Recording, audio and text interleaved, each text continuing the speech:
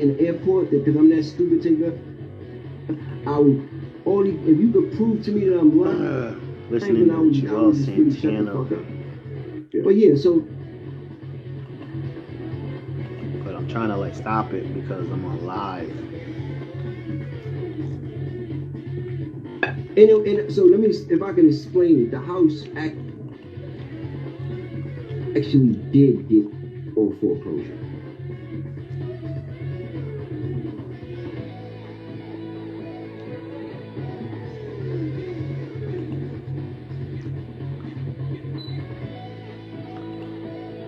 I like the soundtrack. It goes ham. Man, I'm just very sometimes I feel like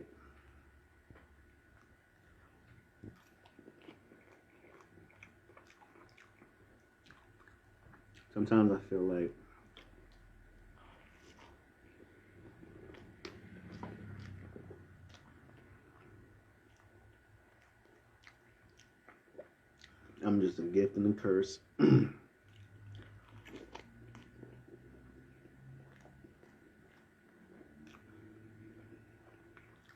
Which makes you a gift and a curse.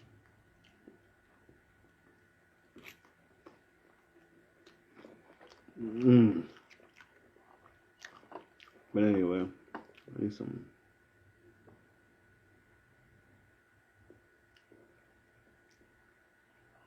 Yeah, that's funny.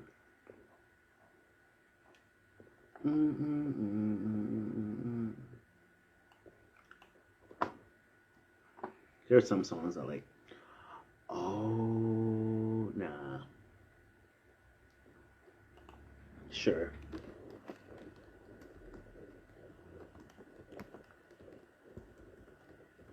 Streets of Rage 3 Club.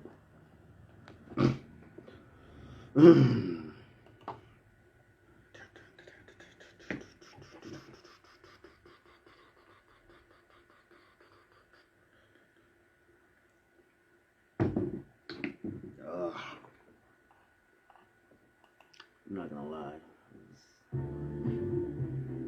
It makes me think about you a lot.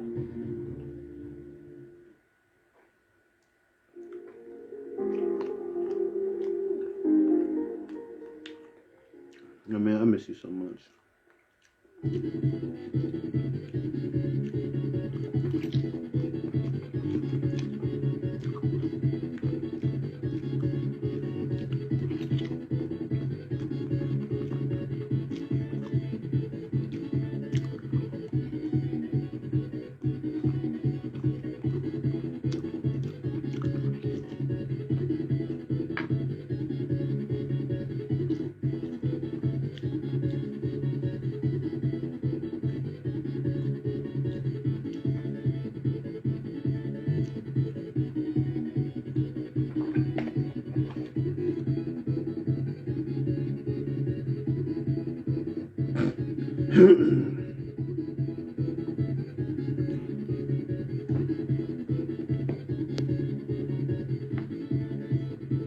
Oh, this chair. Oh, man. Oh, I feel bad for doing that. I don't ever want to do that. Oh, man. He's just.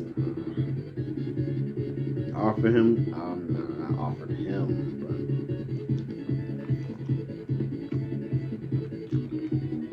Did offer the shower. There's funk, and then there's funk. That man was funky. I was like, oh.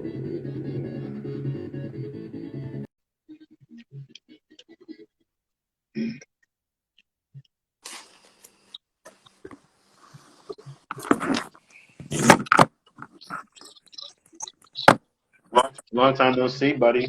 Yeah, you're right about that. And man, so much stuff happened.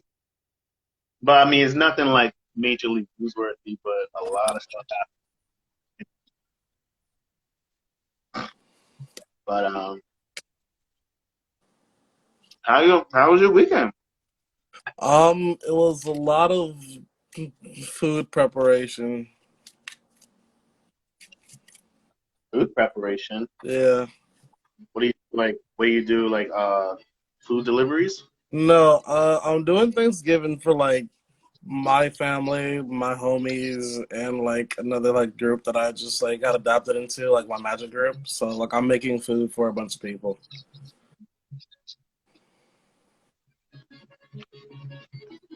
There's something they call it Friendsgiving. Bunch of women's call it Galsgiving. I get it. Yeah, well, that's pretty much it. Other than that, it's just been yeah, it's been just been making sure family's okay, making sure mom's okay, number one, and then going to work, making food, and playing Magic. Pretty much all my weekend has been, realistically. How about yourself? Same shit. YouTube, basically wrestling news. So damn, this chair smells. You said something smells?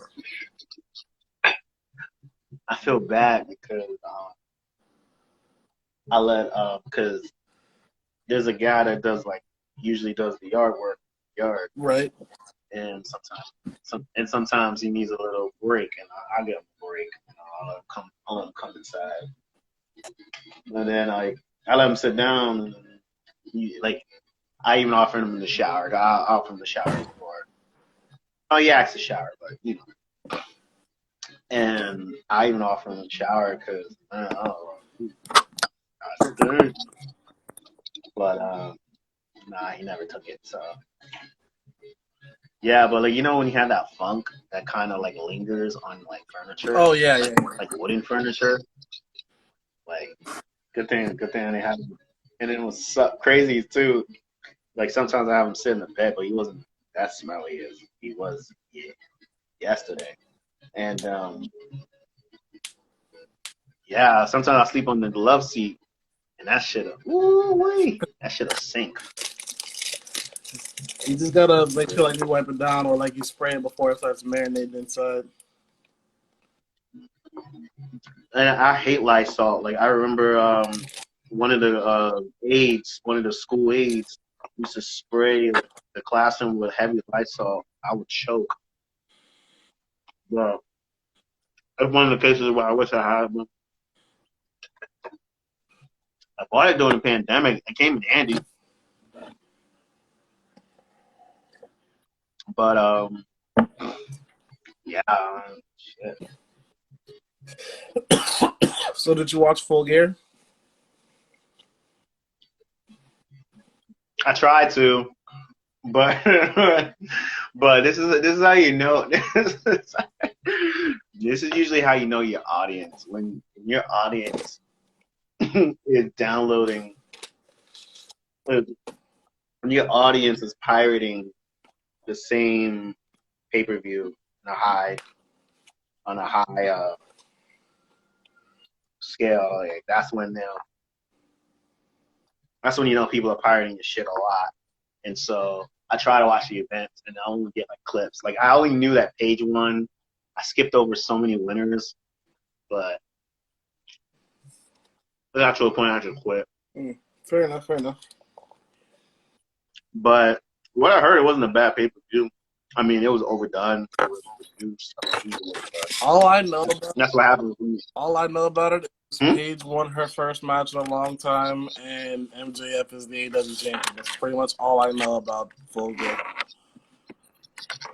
Paige freaking blew up. In a good way or a bad way? He got blown up in the ring. He blew up in a good way or a bad way? No, when you blow up, it's bad. That means when you get gassed wrestling. That means that like you're so gassed that like you're like, oh man, I don't know if I can continue. And it's sad because there was Serena Deebs, but I think she's injured. Maybe, I don't know. Those injuries in AEW, I don't think they're legit. I don't think half of them are legit. Some of them are, and then like there's some that are like, oh, I sprained my ankle, and then like, oh, it's a torn ACL, just because it gets them off the card, and then you can plug other wrestlers that are still healthy and active, and keep these guys off, and not have to worry about booking these guys, the other guys. Gotcha. Yeah, that place is a mess. That place is a mess. And then like and then just thinking about it, like to have Britt Baker's first opponent to be AEW's #1 woman on a roster, it's like, this is my house. Like, no, bitch, I built this house. And it's like, oh yeah, it's supposed to be healed as a baby face. Who really? And like, realistically, who gives a fuck? All right. pretty much. I mean, you saw. I mean, the fans like cheered, booed MJF. And they booed John Moxley, but then when he did when he do the like, you slap me, I'll slap you back. Yeah. And then the fans go, yay, boo, yay, boo. They actually cheered John Moxley and they booed MJF. But it's like, you've been cheering MJF the whole time. Bro.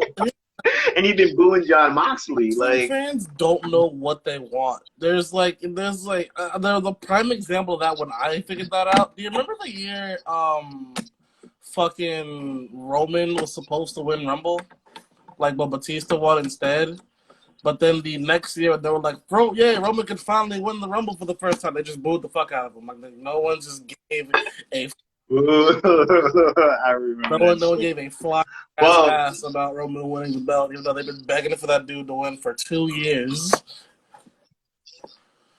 Man, oh my gosh, as a Roman fan, like watching that, like just watching him just completely, oh my gosh, like I'm so glad that Roman. I don't want to say like he got leukemia in a good light, but I think when he got leukemia, it really changed the direction of himself, his importance to the booking, and his character, because man, he's riding in his best gimmick right now. He's doing his, because I love the Shield, like I fucks with the Shield, but after the Shield broke up, it was like they try to make Roman a goofy baby face in his badass gear. It just wasn't. It just wasn't going for him. Yeah, that's another thing. And then like I remember they didn't know how to book Roman for the longest time. I remember when he finally won the title, and I'm like, oh, finally, and he got bro kicked. I'm like, oh no, don't do this, don't do this. Bro's won 3 world championships in a 2-year span. Let's talk about that for a second, real quick. Like, if we're talking about a person that they literally just corn-fed the title to for the longest time, it's definitely Roman. Like, I understand they wanted to build him and they wanted him to like break out of that Shield persona, but y'all gave him the Shield theme for the entirety of his career until you fixed it to that God Roman, the God mode Roman shit, and it was like once Roman Reigns, like, yeah, once he turned heel, that was it. Like, you just couldn't boo him, and that's why like he doesn't play like a typical heel. He's like Thanos. He embraced the Thanos. Like, you can hate me or cheer me, but I am who I am. Save wrestling, and it just works. It just works. And his long hair, how you can tie it into like this fun. Girls like that shit.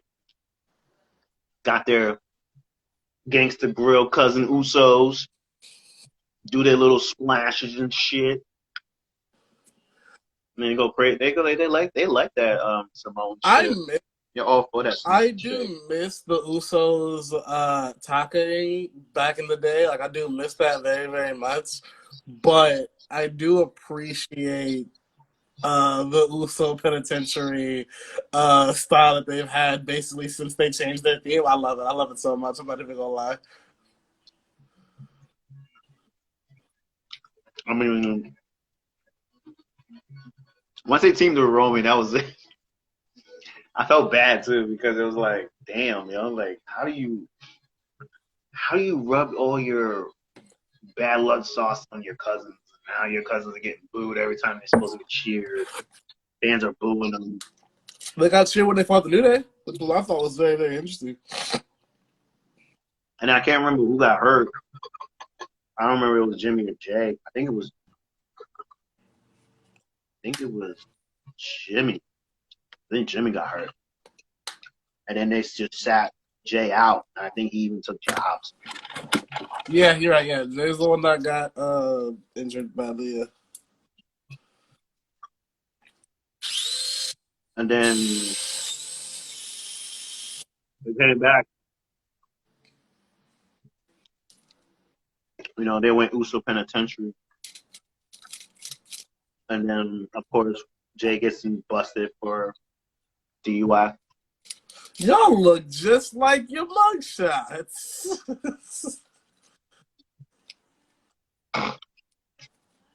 It's so funny because people are like, oh, it's not fair. How can Jimmy get a DUI charge and not drop the belt? I'm like, because they're not going to sabotage Jay and Roman for the sake of one idiot who decided to go get busted drinking and driving. No, they're not going to ruin a long-term booking plan because Jimmy decided to be an idiot. Like he was an idiot the last time when Jay had to carry the Uso ball and build himself to be the biggest babyface to go against Roman Reigns of all people. That's still one of my favorite storylines. I mean, I could see why people like can gravitate to like another storyline, like another rival, Roman, more than Jay, because that Jay storyline, that was great. That was like Jay. It was okay. It was weird in the beginning.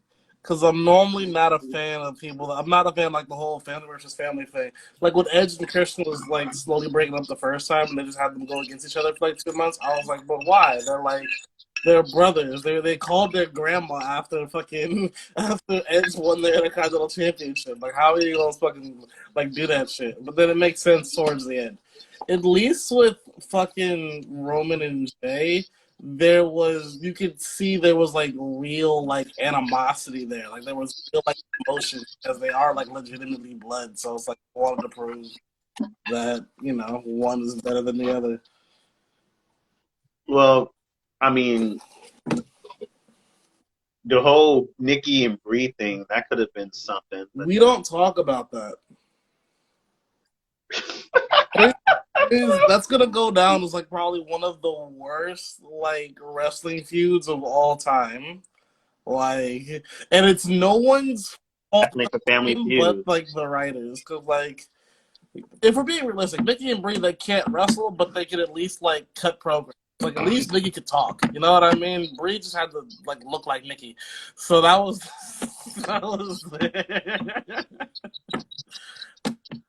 Nikki said, "Fuck this," and got her some tits. But yeah, I mean, then I thought Harlem Heat had a crappy family feud when like Booker had to lose his name to Ahmed Johnson, lose his T name to Ahmed Johnson. You ain't Booker T no more. Now your T goes to Big T, and he got Ahmed Johnson. I never realized he was fat. I was just happy to see him. Oh, I bet. Yeah. I guess according to Pierce, he was fat. Then I think I like look back and I'm like, oh yeah. That's what steroids will do to you. If you don't stay in your cycle, it's just gonna fucking. Remember Triple H came out of steroids and just had that gut, but he just had everything from the best up built. Like if you stay out of your cycle, you will get fucked up. That's what I'm saying. Like the people that do steroids correctly, I respect that because at least they know not to overfuck themselves. There's no such thing as doing your steroids correctly. Like everybody's gonna break down, especially when you use your steroids heavy. When you use steroids heavy, you're gonna eventually break down. That's how it Jinder still looks good. I know Jinder. We all know Jinder's done steroids. Jinder's done steroids. I will have my speculation that Drew has done steroids because Drew did not just gain 35 pounds of muscle mass in over a year like that fast. I'm just saying the dude went from a tall, scrawny dude to just being in a year. Was not he that possible, scrawny? I guess he was scrawny because they all were kind of the same size in three-man. Yeah, exactly. Remember the end of three-man band? Then remember then when they left, except for Heath, because Heath always looked the same. That was so All weird. just came back ridiculously jacked.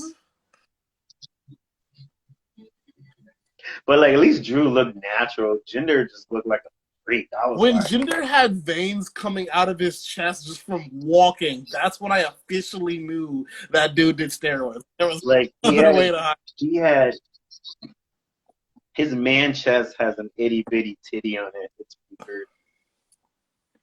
Like right above the uvula, like it's just like a little tit, and behind the tit it's just man meat. Like, ugh, and that was when I knew, like, yeah, and then like yeah, and then what was sad was that you really didn't have to like go into it, and he went into it. He was like, yeah, I do my exercises, I train, I eat good. It's just like, you're running with that line, You're running with that.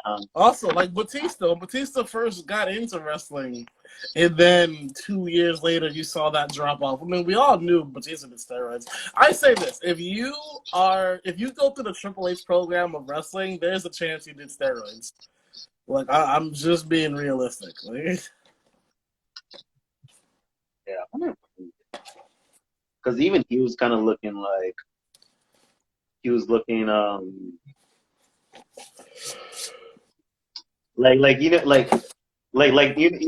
trying to think who had the same body as Randy Orton, because it's like he's not muscular, but he's not really lean. He's like in between. Like he has muscles, but he's not like a piece of cut. Randy, if you told me was natural, I could see that, because Randy didn't look like he wasn't himself during his entire line of wrestling. You know what I mean? Like his body basically stayed the same. Yeah. It was just he either had hair, didn't have hair, had a mustache, didn't have a mustache. Like that was the main evolution of Randy. It's like, does he have hair? No, and he had muscle tone too, because like I said, like he even had chubby cheeks. That's when I was like, yeah, I think he probably experimented with steroids too. But like you can dabble in it and like not like, I mean, you still might. I mean, especially doing wrestling, like it affects everybody. Like it affects everybody when it comes to wrestling. But yeah, because like Randy Orton, like he was a pretty small guy, but not like super small. But like, hey, like he was. But his growth was like he didn't turn into Triple H. He went from like Randy Orton to Randy Orton buff to Randy Orton slender to Randy Orton. Like if you like legitimately, like that's the only really jump to if Randy did steroids, I'd be like, well, yeah, he wasn't like if you, like he wasn't like super Randy slow. like did steroids. I'd be like, you know what, that's fine. But he didn't didn't abuse it. He definitely didn't overuse it. He did the right thing with it. So it's like, I'm not mad at Randy. Like, not mad at Randy at all. Well, I'm pretty sure that he bumped into John Cena. I don't think John's natural. John just doesn't look. I'll say this. Well, now John's age is catching up to his body, and that's why it's starting to look weird. But like, also, when Cena got injured and Cena came back and Cena got bigger, that was the only time I legit thought he did steroids. But he assures that it's just all natural and just staying in the gym for 14 hours. Like The Rock stays in the gym for like 14, 16 hours, and The Rock's only did steroids once, so it's like I can see The Rock just being okay. I think The Rock done it for a period. I don't want to say he's done it. I think he's done it once, and that was when he had to do that pectoral surgery. Yeah, like I mean, no, I mean, like I said, like, he might have done it. He might have done it for a period, but at the time, like, when you're talking about things like, oh yeah, taking steroids, because it ruins your credibility. And so, the least you've done it, the better. So, like, instead of, when you don't, like, flat out lie like Hulk Hogan did on the Arsenio. Wait, what's that? I forgot where it was, but he openly I don't want to say it, but he openly said that, like, oh no, we don't do steroids. And all he had to do was say, like, I used to do steroids. Nah, I take my life. But no, he flat out just said no. It's but Even there's people back in like that time period of wrestling that just like gave away the fact that it's steroids. Like you knew Hogan did steroids, you knew Warrior did steroids. We all knew Warlord did steroids. Every time Warlord would come out, he looked like he would be ready to explode in like 30 seconds. Like I'm just like, I wonder if like Warrior would do steroids. I wonder if he would do steroids like before his matches with Coke.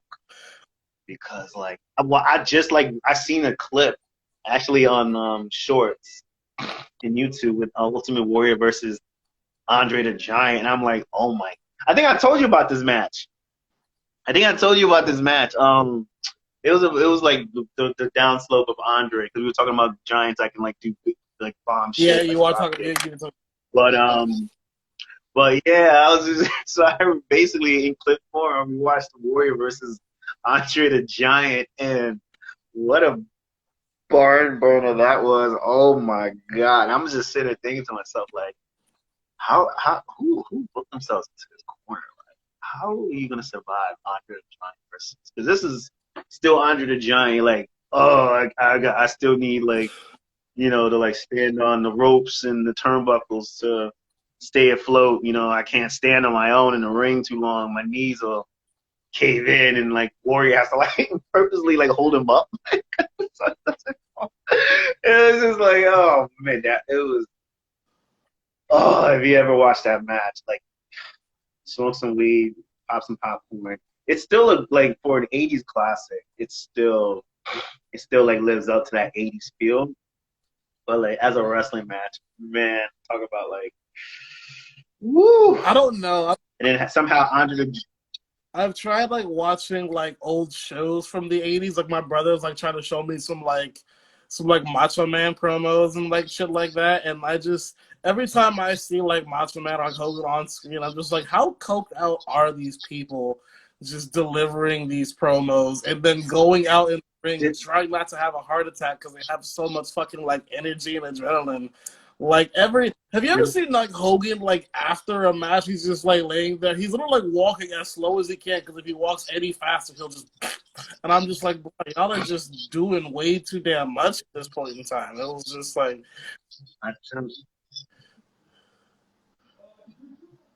yo, I think we had this conversation. Like cocaine makes the best promos. You said that, but it's like I don't. Like I rage, don't like, want to imagine a 2022 WWE character on coke doing a promo.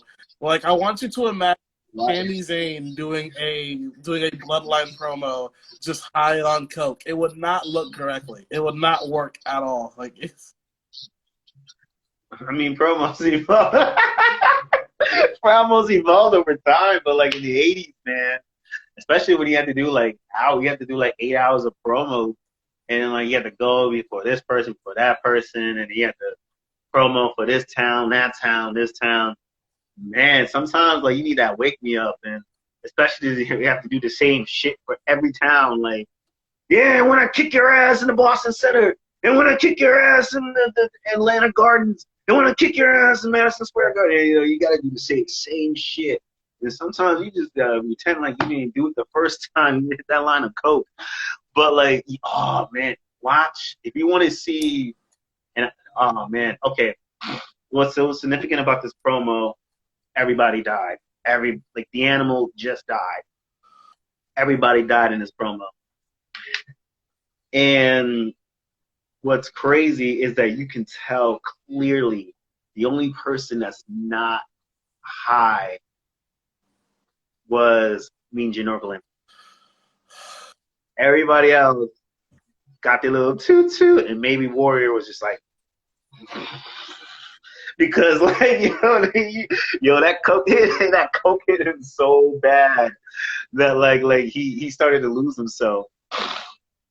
And I guess the strategy that like they'll like give some of these wrestlers is like write it on your body, like write it on like the dark part of your body you want like show on camera. And so they had him like write his promos, and he had to like remember, as he can say whatever the fuck he wants, because that's what he does. He says whatever the fuck he wants.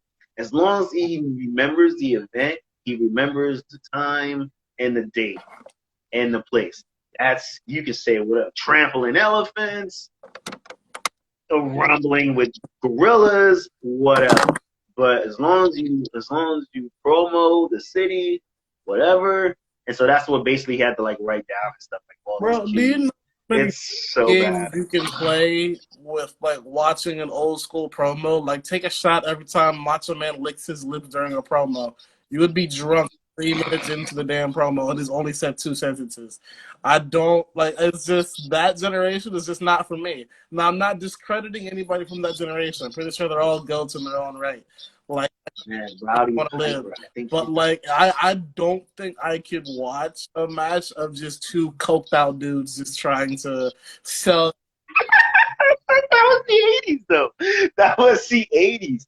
Like just like, but I mean, you never really had like two. You never really had that face to Bro, face. when I found You the never. Macho Man, not Macho Man, there's a Hulk Hogan Ultimate Warrior match that was at either a Mania or a SummerSlam, and it was like champion versus champion.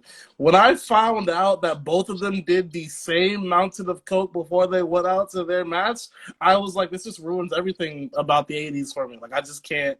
Like, it was like when you told me, like, when like the Dudley Boys and the Hardy Boys just go out and do coke before their match so they can like eat chair shots. I was like, this just ruins the entire stigma of the 90s for me now. It's like, I don't want to hear that my heroes are But I coke mean, before they're wrestling. Like, I don't like that. like I'm pretty sure Rick Flair would drink before, like have a wine before a match. Probably not too much wine because you might piss in yourself in a match. You might piss in your wrestler. But oh man, like actually there was a video. Man, I'll tell you. But there are videos of wrestlers actually doing a lot like talk. Like, when you like, do you like the Legion of Doom? I do. Do you, do you know the do you know the idea of what a You say, like,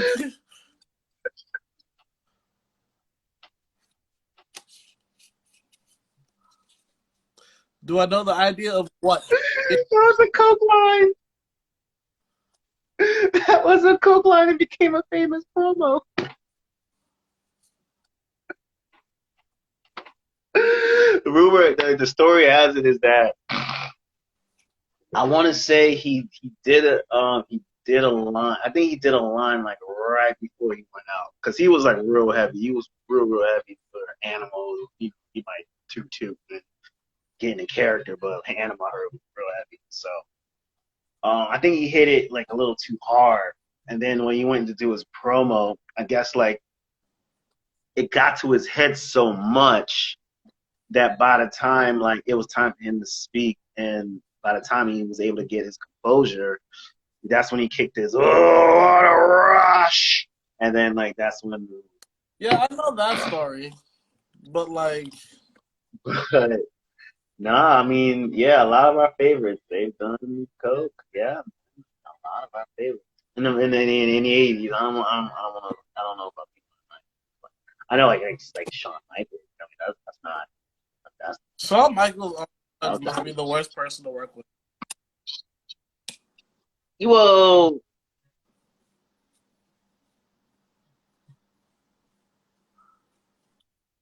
yeah. Like one, like thinking about it, yeah, You like, bro.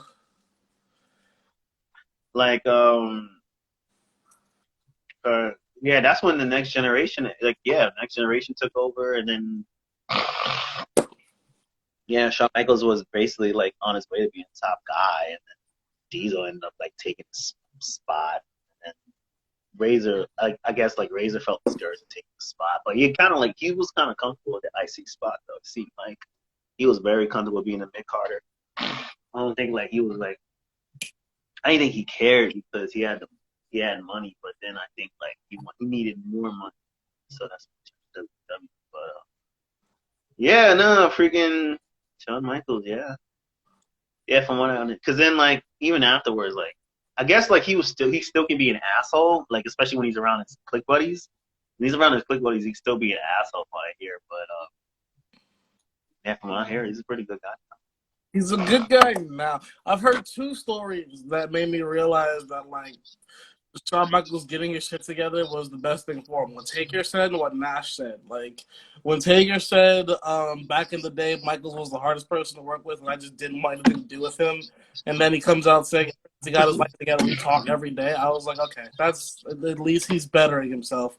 And then Kevin Nash said it like the best. If you were friends with Shawn, he is the nicest guy, but he'll still be a dick.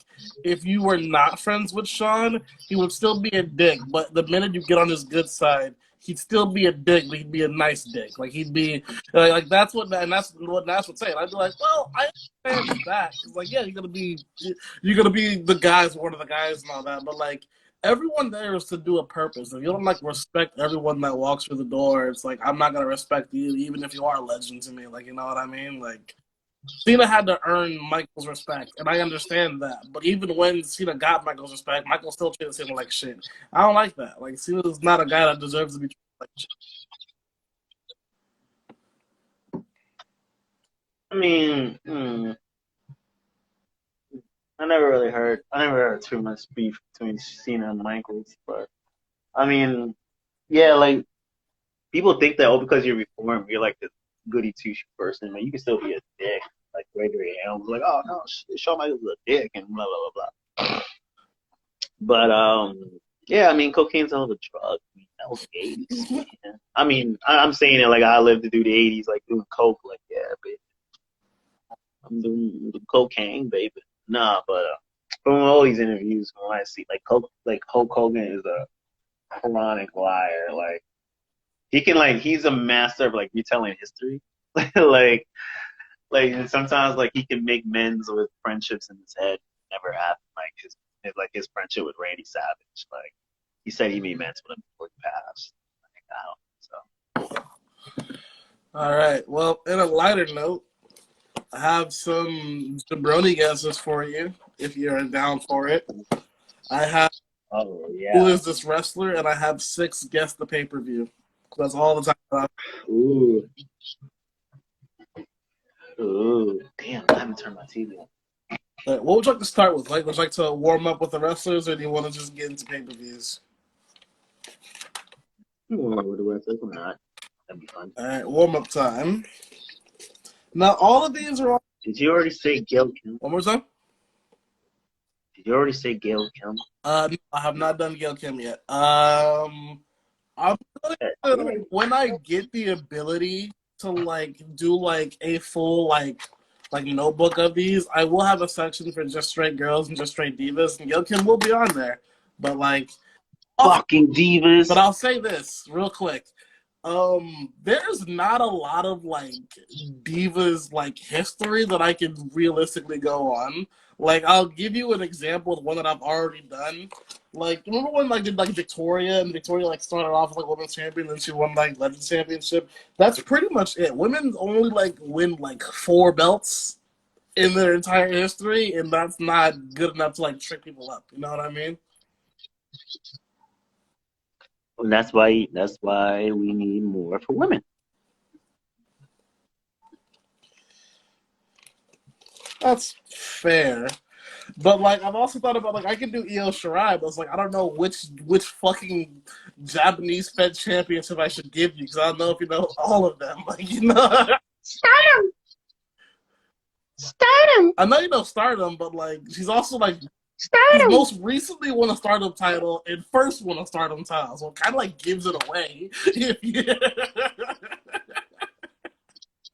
You know what I mean? So it's like I don't want to do shit like that. It just gives it away. But at least with Stardom, like I'd be like, oh shit, you can Stardom. But then like, you know, if he's saying like, oh yeah, you won a Stardom. Like, what was the first Stardom title? I want to say it was the Wonder. Like if I say started with Stardom, last was the fucking WWE Women's Tag Team Championship. That just gives it a fucking way. Like Like, that just gives it a fucking way. So it's like I'm trying to do people that just don't have obvious title histories. I mean, it's still a title history. I mean, she does, but I mean, too bad. I mean, there's Dana Brooke.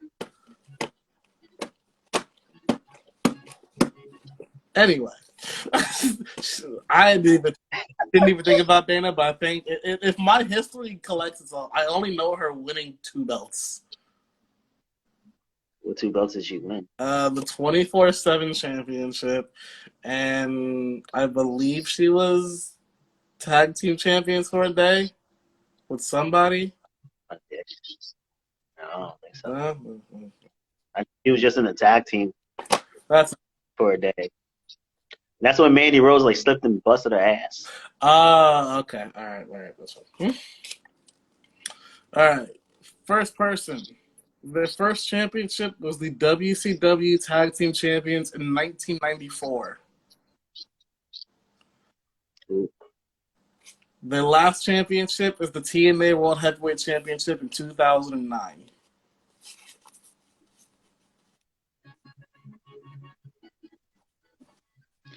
Could it be Mick Foley? Their longest championship reign is an ECW Tag Team title reign that lasted 70 days. And the shortest championship was the WWF Tag Team Championship reign that lasted less than a day. Might be Mick Foley. That's correct. Yeah, I was like, damn, because like I knew he won the tag title. I'm like, what year did he win it? Because I know he won it with who did he win it with? Starts with a K.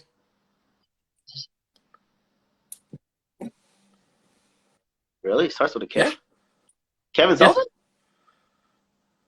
Oh. Yeah, the dude's had like 10 tag title reigns with like 6 different people. Oh yeah, I know he was one with Mikey. that period with Mikey Whip Rap was pretty funny. That's his longest ECW title reign. He also has reigns with Kevin Sullivan, The Rock, we all know of, Terry Funk, when he was like Chainsaw Charlie or something like that. Yeah. So yeah, the dude's a reputable tag team partner. I'll tell him that much. All right, next person. Yeah. Their first championship was the NWA TV title in 1989. The last champion. Wait, NWA TV title? Yes, the NWA TV title in 1989. The last championship was the TNA World Heavyweight Championship in 2011. Their longest reign is a TNA World Heavyweight Championship reign that lasted 189 days. And their shortest reign was a WCW World Heavyweight title reign that lasted a day. Did he really win the TV? Was that really his first title, the TV title? No, wait. Was that really his last title?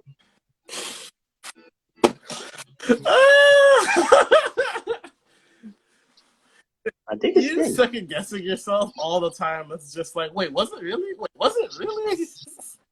Well, because like I always thought he won the I always thought he won like the U.S. title. Actually, I always thought he won the World Heavyweight title before anything else. And he just bounced him around with different titles.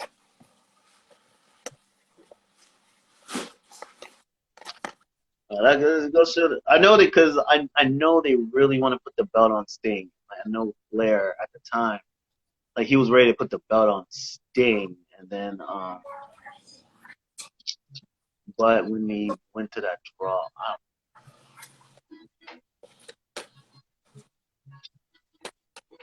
oh, my princess, my little Galera. Oh, back.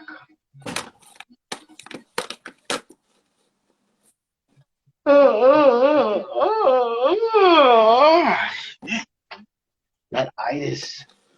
Don't hurt me. Already?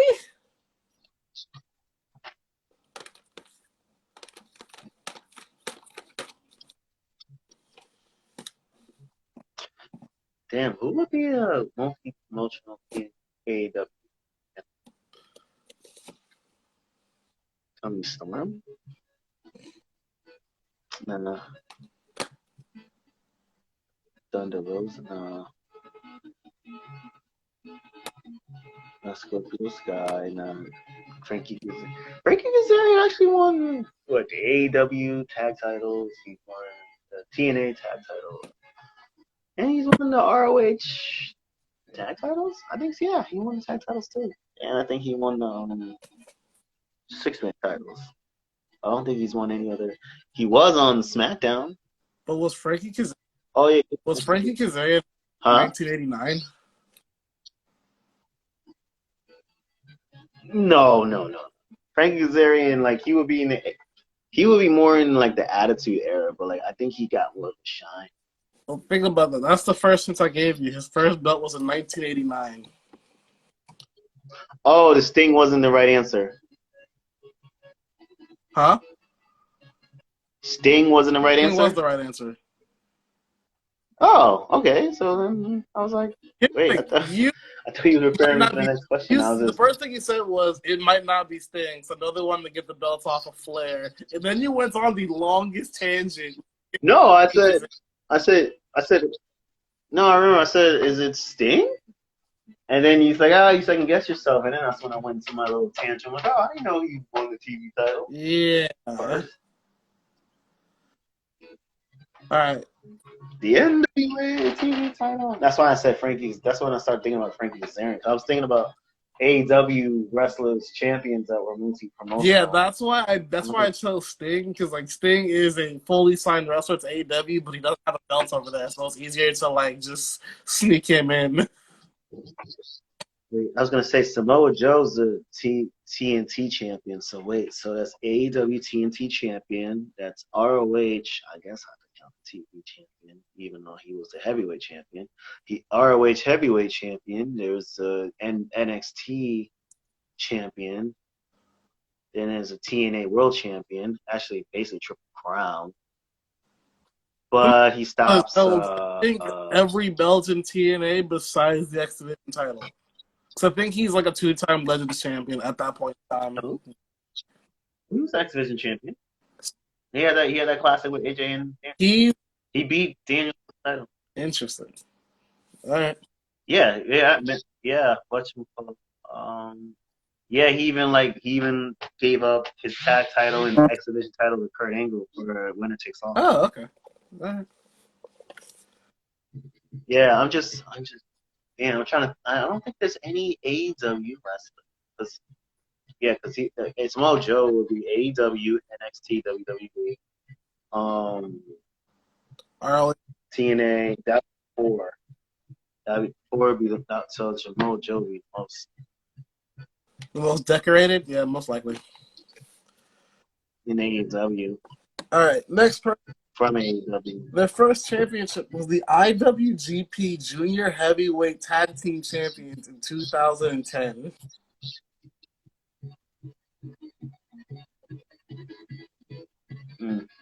Their last championship was the AEW World Trios Championship in 2022.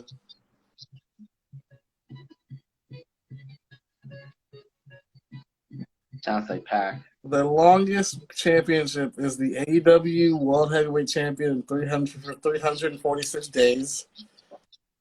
And their shortest reign is the Never Openweight Trios Championship for 50 days. It has to be Kenny Smith. Why do you call him Smith and not Omega? Just curiosity.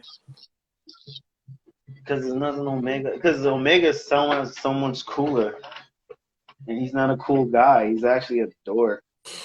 It's just, and he's way too soft to be Tyson. So he can't be Tyson or Omega. So he's Kenny Smith. It sounds good for him. Is it not? Yeah. How do you plan a return? The great return of the elite, and you lose. all things, you lose.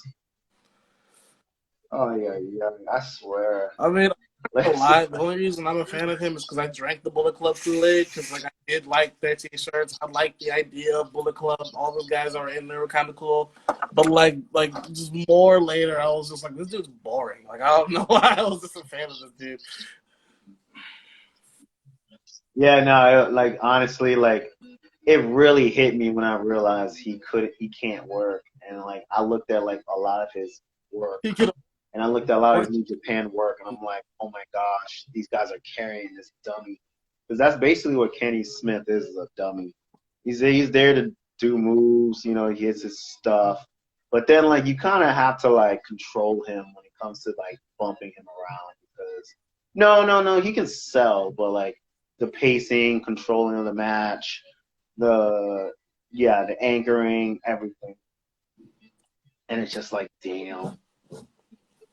And then he got CM Punk fired. I'm like, oh. Good riddance. I might have just gotten him back some cool points on my list, actually.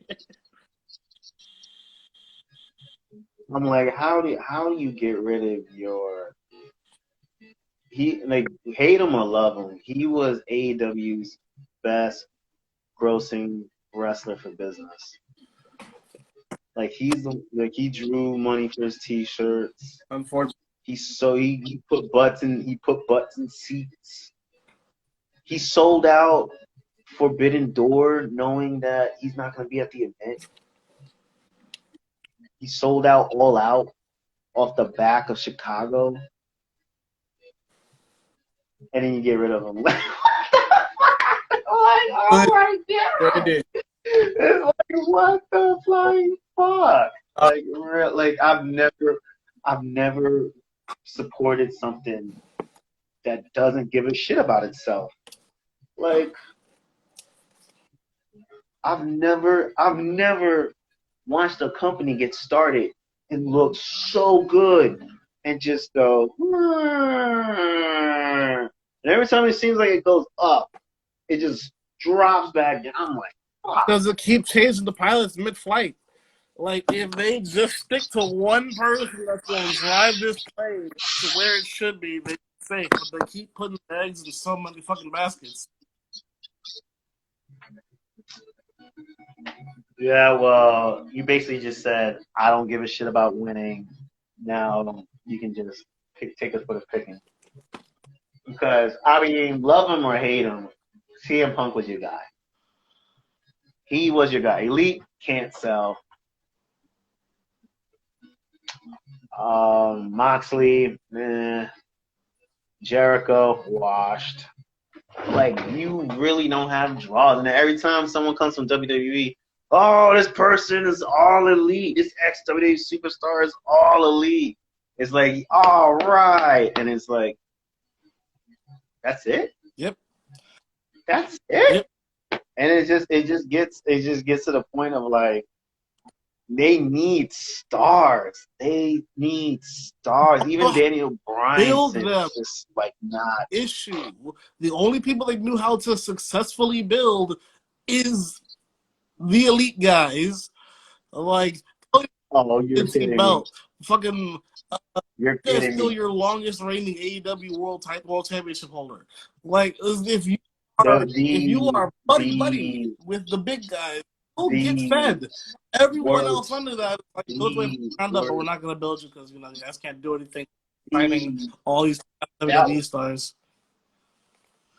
That was the one period where I sat back and I'm like, these guys can't draw. These guys can't draw at all. And it's like, it's plain and simple. They just need to incorporate story. And then they have nothing for Hangman. They bury him with his friends. Like, and like, it's just like, you could have picked an elite all-star team to battle the elite. No, you picked the Dark Order of all people. And then you lose, and it's just like, well, what do you expect? You're with the Dark Order. You expect to beat the elite with Carl Anderson and Doc. I think Doc Gallows is gonna lose to a fucking Dark Order member. And it's just like, damn, like, and he gave Hangman nothing, all the way into his title shot. You rush shot him to a title shot, had him beat Omega Smith, and then he went on one of the most, it's not the worst one is Smith. The most disappointing run of all eight, well, I mean, it wasn't CM Punk. But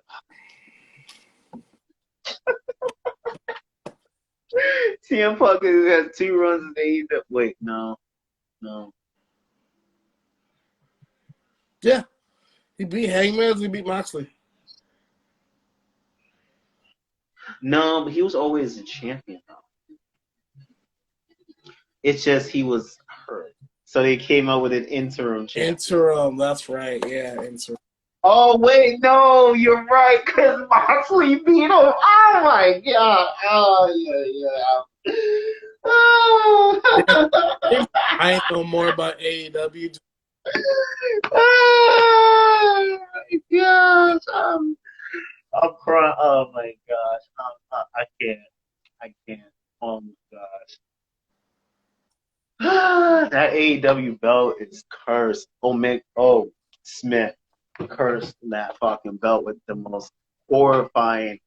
It was not horrifying. It was the most disappointing run of all runs in AEW. That was like the run that we like as an AEW Day One fan. That was the run we needed the most, and all he wrestled was guys that we know that he can generally be in our minds, like, booking wise.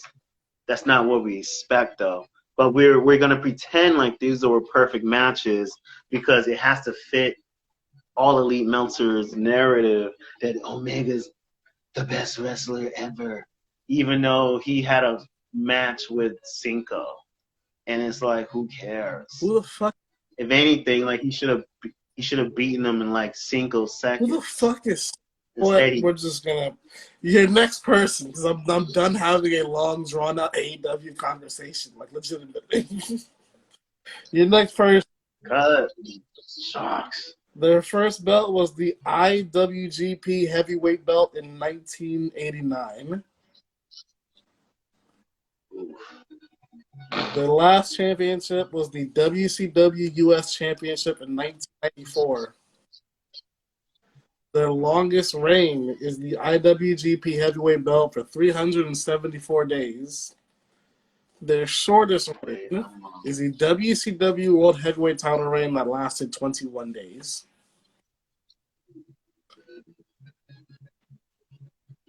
Wait. So his last what's his last title reign? WCW US in 1994.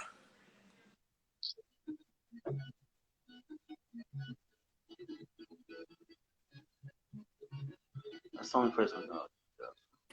I'm not gonna lie to you, that could be a 9 due to my handwriting, but I didn't close the top, so I believe it's a 4.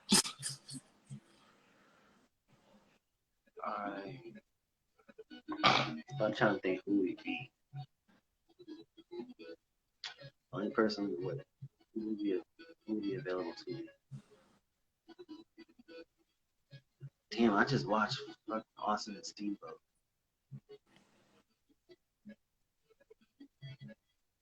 I'm trying to think about Great Buddha? Incorrect. Yeah, this one might be tough. Unless it's Ricky Steamboat, but I doubt it. I don't think he would. No, it's not. Steamboat's longest reign is in the World Wrestling Federation. Yeah. I also don't think Steamboat has won the IWGP World Heavyweight Championship. I could be wrong, but I do remember looking. Yeah, you're right. I thought you said tag. I thought you said junior tag. Okay, you're right. Damn, I'm stumped. Who's won the belt in 94? 89. Oh, 94, yeah, right, 94, yeah, right. I couldn't really guess it. If I had to guess his name. Get the year wrong, so if it's not 94, it's probably 99. But I do know his last belt is the WCW US Championship.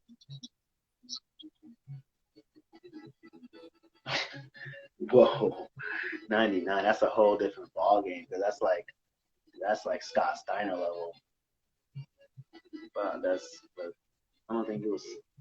Then it's 94. If Scott Steiner won it, then it's 94. If Scott Steiner was not around this time. Yeah, it was Scott Steiner, Booker T, DDP. I can't think of anybody else.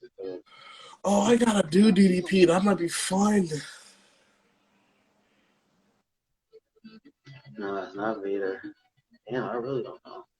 This one, actually, you might have stumped me with this one. If it's somebody Japanese, I probably won't. It's not Japanese. He's not Japanese. I'll give you that much. He's not Japanese.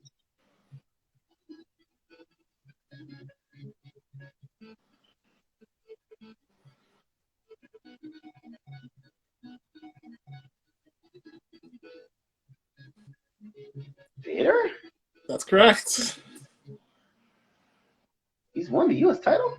Yeah, he was the WCW. His last belt in wrestling history is the WCW US Championship. My handwriting is really bad. I don't know if it's 94, 99, but if Scott Steiner has held the belt 99, it wasn't that because I think I know most of the WCW US title reigns 99 because of doing this fucking thing. Yeah. Because I know who's held belts now. Man, who do you beat? I'm curious. Look it up because yeah. I don't have stuff like that written down. My little fun hint for Vader was just say it's time. It's time. It's velvet time. Sorry, I watch NWA. No problem. I keep forgetting the WCW Championship is, according to Wikipedia, the WWE US Championship. It should be the World Heavyweight, if I'm not mistaken. Oh, they don't have World Heavyweight. That's why. Man. Who didn't have World Heavyweight?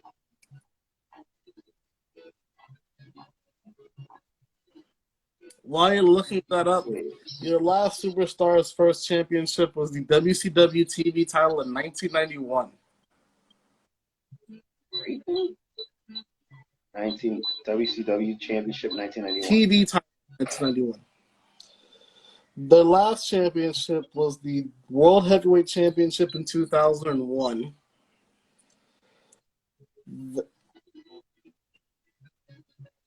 So I'm guessing that's WCW. Or WWF. WWF. Their longest reign was with the WCW TV title for 329 days. And their shortest reign was the WCW US Championship for 1 day.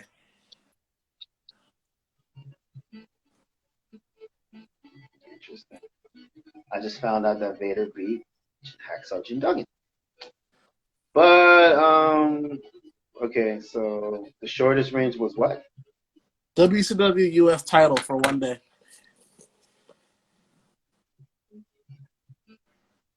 Sounds like a Raven move, but he also said that he won the World Heavyweight Championship in 2001. Which means that has to be the WCW Championship,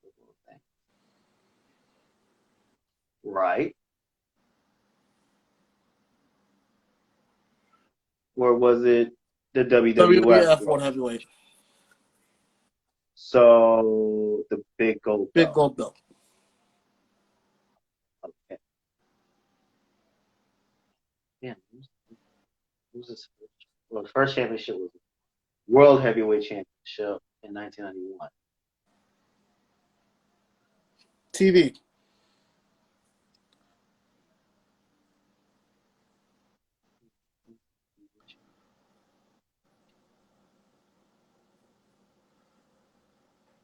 Man, I should be championship. Scott Steiner? No, wait. Listen. No. No, that makes no sense. Okay. Take my time. I have a weird question. Because I think this site might be wrong if my memory serves me right. What year was WrestleMania 19? 2000. 2000 what? Yes. 2000, wait, WrestleMania 19, right? What year was WrestleMania 19?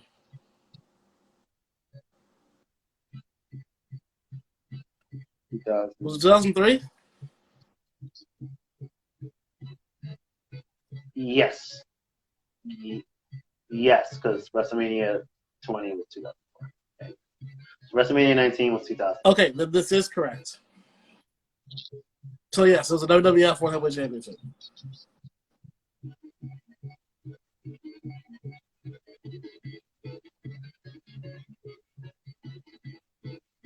So let's see.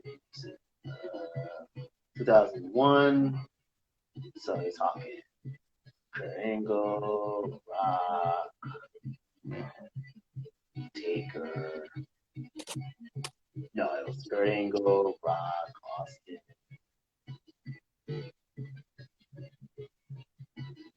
Kurt Angle. That was a bleak year. I don't even after Austin went heel, I was kind of like, it was kind of hard to watch. I just wasn't. I kind of like phased out of wrestling at the time. Yeah, who won the WWE title? Oh, who won the WWE title? Because they didn't do the title unification until next year. What's stumping? And Jericho wasn't. What's stumping you, if I may ask, about this particular one? Well, because somebody. Wait, oh, you said TV title, did you? Yeah, WCW TV 1991. Oh, Steve Austin. Yeah. When you named Rock, well, I understand where you were going because you were naming all like the heavyweight titles, but Angle has won belts past 2001, and Rock's never been in WCW long enough to win a TV title. So I don't know where your mind was going. Well, because I thought you said world heavyweight champion. I was just like, I was trying to think who was world heavyweight champion in 1991, and then WWF champ. But I thought it was a world heavyweight champion in like the WCW championship. I don't know that many people that has won a world heavyweight champion in the early 90s that have also won the WWF version of that same belt. Because I don't think there was many people that transferred over.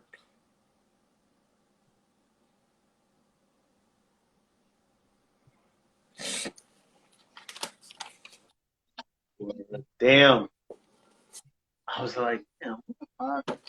Oh yeah, but like, I'm so glad I really thought Scott Steiner. I'm so glad. I'm glad you didn't say Scott Steiner. I'm so glad you didn't say Scott Steiner. I would have flamed. Scott Steiner. I would have flamed you so hard. Like I'm just. Also, Scott Steiner has won a belt in another company in like the mid 2000s. I think he won a TNA belt. So it wouldn't. Yeah, TNA. Yeah. All right. Now here comes the fun part. The Jim Cornette game. Guess the pay-per-view. Ooh, now, I did this one a little bit easier. I'll let you know this much. I didn't do any random modern WWE pay-per-view. Like, I didn't do no Breaking Point, no Over the Limits, nothing like that. It's all names you should know with one fun little pay-per-view thrown in there. Okay. And this one is worth points. Yeah. I will let you know. Yeah, it's really hard. And like I said, if you can get it in the first match, you get the max amount of points, and the minus is 1 for every match you have to go down. You let me know when you want the next match. Next. All right. Your first match on the card of a 7 pay-per-view card is Hunter Hearst Helmsley versus Ahmed Johnson.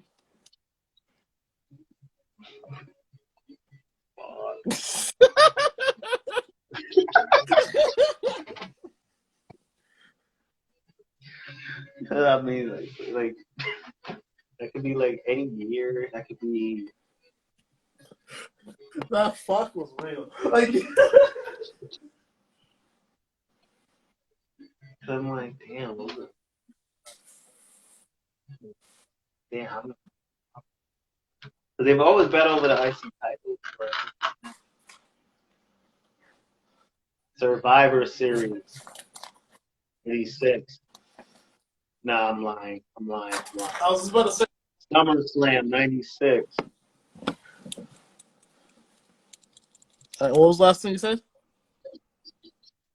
SummerSlam 96. No, wait, I think you already did SummerSlam.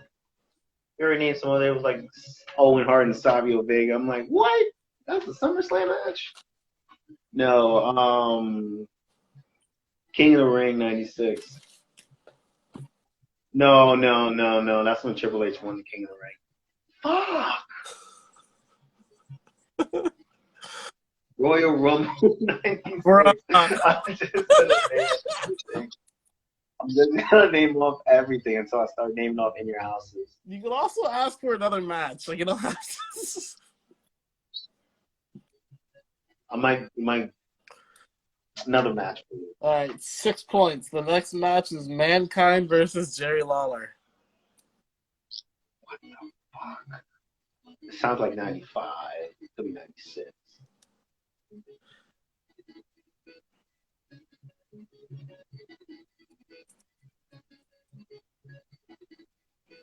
SummerSlam 1995? That's incorrect.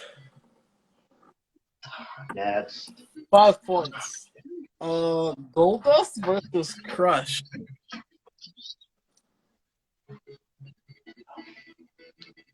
Why would this even be a match? Which version of Crush is this? Was Goldust a babyface? Damn, this is so many questions. I don't even know. Damn, that sounds like a weird pay-per-view match.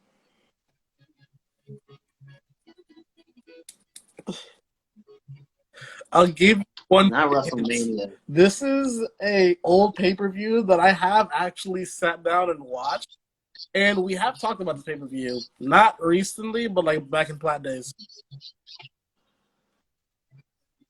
Survivors. Nah, keeps wanting to say Survivor Series. I'll let you know right now. No, they actually did Survivor It's not Series. a Survivor Series. Yeah, I know. It's not SummerSlam. Doesn't sound like SummerSlam. But we already went through SummerSlam 96. Correct. I have already done SummerSlam 96. It sounded like SummerSlam 95 to like top to like fill up for Diesel versus Mabel. Who the fuck? Just to watch. Huh? Is Mabel? You don't know? You know Mabel is Big Fist. Oh. Wow. Yeah, he was King Mabel 95. I don't remember the Mabel years. I'll let you know that much right now. Like, it's a spot. You gotta watch and that. It was Big Daddy V. That's my introduction to this. Oh man, you missed King Mabel. Like, there was a spot in SummerSlam in his match where like he just flat out sat on Diesel, like just flat out just dropped his ass on Diesel. And SummerSlam what year? Feel I'll write that down. SummerSlam 95. Like, you can feel it. You can feel Nash just like, oh shit! Like, you can tell like his back is fucked up. Like, oh man, poor Nash. Like, oh man, Sid. Oh, yeah, the wrestle Sid twice. Like, how do you expect one guy to powerbomb the other guy? I think Nash eventually powerbombs Sid, but damn. Okay. So it's really not. You're 3 matches in. You have 4 matches to go, which means you have a maximum of 4 points to make. I want to say, is this the Royal Rumble 96? No. I'll let you know this right now. Any match that like ends with like a big stipulation, like Rumble or Money in the Bank or like Elimination Chamber, I'm not going to do those because that will give it away. Well, damn. Like, how many? I mean, unless it's like In Your House. I would not do it in your house unless it has a name, because I don't expect you to say In Your House 4. And I don't expect you to do all that.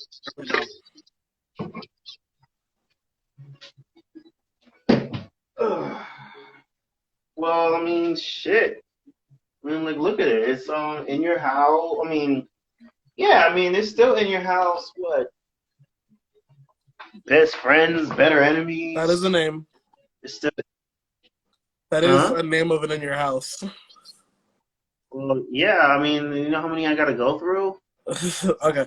I'll let you know right now. It's also not in your house. Oh, like how much? What am I missing? What year do we think we're in? I'm going to try to walk you towards it a little bit. What year do you think you're in? Man, you said Crush and Goldust, so I'm like, it sounds like '96. Because then you also said, what did you say? Yeah, Ahmed and Triple H. That sounds like a triple. It sounds like a '96 year.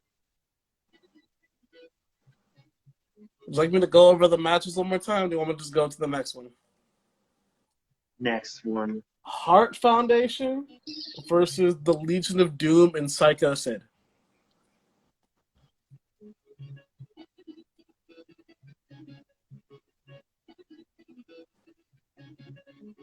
Like Heart Foundation, as far as like British Bulldog, Neidhart, and Owen. Brett's in this match, if I'm not mistaken. I know Brett and Bulldog's in this match. I don't know if it's Owen or Neidhart. I'll let you know that much.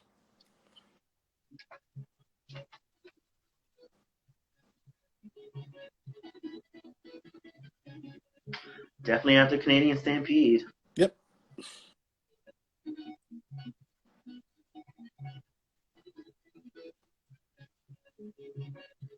I like your thinking music is the Streets of Rage 3 disco stage.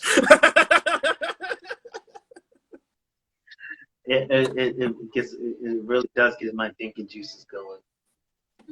Like nostalgic, like Sega music really does do that. Because it's the best popular, most popular time to think when it's easy to think. But yeah, that's what I'm thinking. Okay, no, oh fuck. Oh, SummerSlam '97. No, it's totally in the house. I don't know. Ugh. Ground Zero. Incorrect. I already told you this is not in your house. Oh, I thought it No, it's not. was. Damn it. I wouldn't unless it had a name. That's not Oh. incorrect. That's not a name.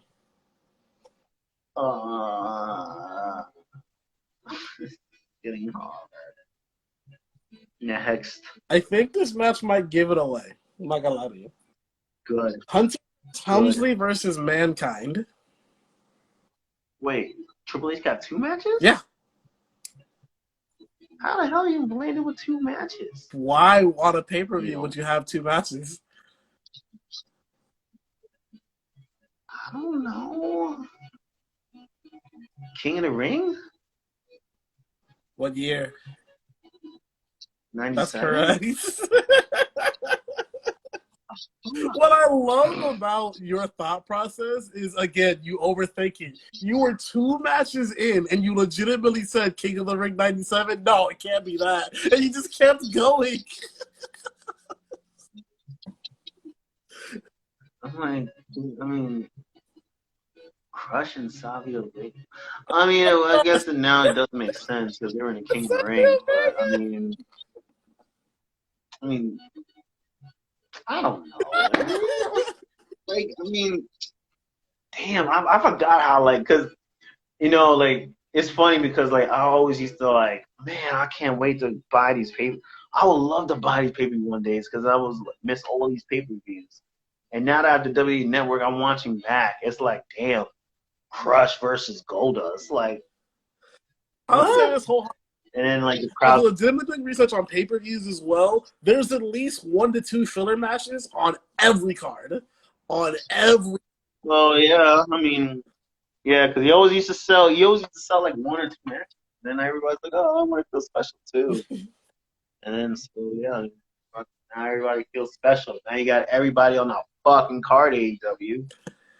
All right, so you got 3 points for a King of the Ring 97. Your next pay-per-view is a 9 pay-per-view card.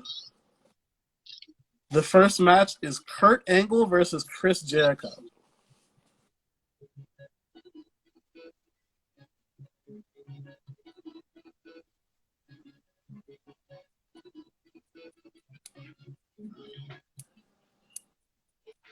Sounds like a pay-per-view when Kurt Angle. No, you would tell me if he defended the European title. No, wait, he lost that at WrestleMania. Damn it! Wait. No. Oh yeah, real quick. I don't want to move train of thought, but King of the Ring '97, the first King of the Ring pay-per-view I've ever watched. Did not like Michaels Austin that year. Not gonna lie to anyone. Really? Like their WrestleMania match is better than their King of the Ring match. I love that match. I was like, dude, that's like, I was honestly very just like this is very meh. well, I mean, you were also kind of pinned. You also kind of were pit. You also were kind of pit in a situation where like you have number one guy, two guy, babyface wise, and Michaels was like losing his popularity while Austin gained his, and then yeah, that one fan that didn't like that Austin, fight Michael, so he jumped the barricade and Michael like there kind of like grabbed him. that match was legitimately a hodgepodge of just like everything happening. Well, yeah, you couldn't really have a clear winner, so then you had to kind of fuck the finish because you couldn't really like beat Austin, you couldn't beat Michael. So Fair enough. All right, but anyway, back to this first match: Kurt Angle versus Chris Jericho. Yeah, next. Next match is Dudley Boys versus New Age Outlaws. Non-title match. Yes. No. I wouldn't guess it. Title match. It is a title match. I wouldn't guess it anyway. I mean, unless who's the champion? That I don't know. I will write stuff like that down for next time. I'll keep that note. I'll let you know on little hints. I only know the title match because later there is a number one contender match for the tag team titles. Like it's all on this card. Like I don't know why, but like it just does that. The W Boys won this match though. Yeah, I can see Billy Gunn taking the 3D. I just don't know. It wouldn't be something. It's probably one of those in between. The ones that don't, when they stop calling them in your houses. Actually, that was 98. So probably 2000. We're talking New Age out. I think the Dudleys might actually be baby. I think Triple H. But I need more matches. Next match is Mark Henry versus Viscera. When exactly? Next. This is the number one match I was telling you about. Edge and Christian versus the Hardy Boys. Oh my gosh. Oh, he's gonna give it away even though they wrestled like 7,000. Oh yeah, this is gonna give it away for sure. No, I said this is the number one contender match I was talking about. So, next. Taz versus Big Boss Man. Oh gosh, Taz. Wow. Next. X-Pac versus Kane. Yeah, makes sense. Next. Too Cool versus the Radicals.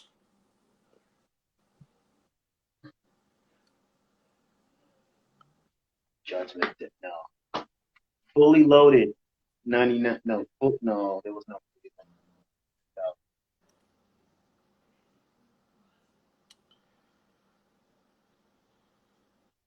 SummerSlam 2000. No.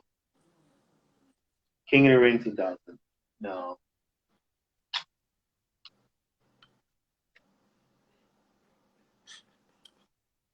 You're in the right year. I'll give you that much because I don't want you to go too far off. You're in the right year. Yeah, great. Now I gotta remember all those people.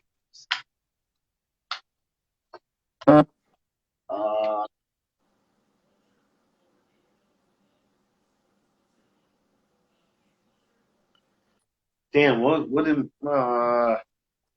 in between Money in the Bank and SummerSlam?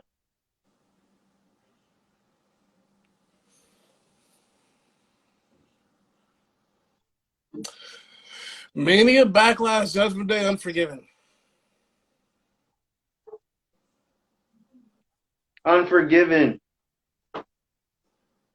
That's my guess. No. Backlash. No.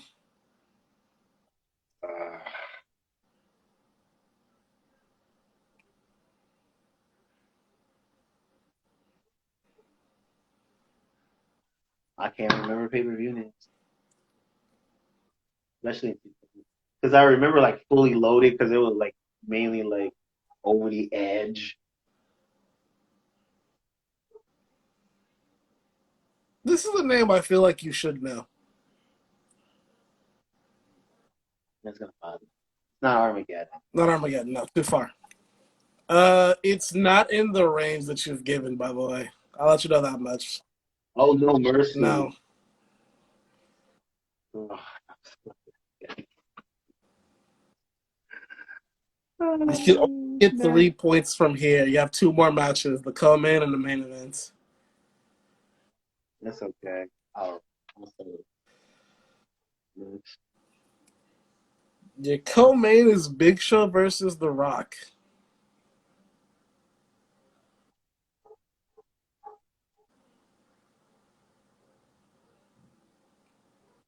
Could it be? No. Yeah, what's that pay-per-view between WrestleMania and Royal Rumble?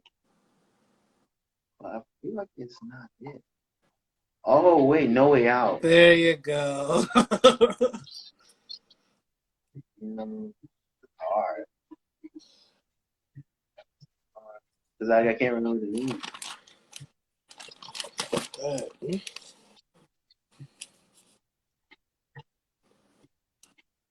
This one, I'm not going to lie. I'm sorry. This is a 7 pay-per-view card. The first match, the Body Donnas versus the Godwins. Wow.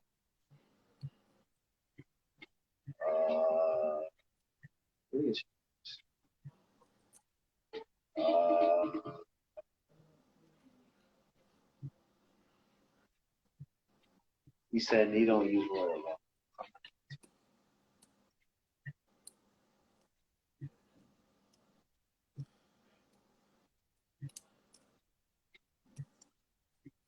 King of the Ring 96? That is incorrect. Well, that was a good pick. Next.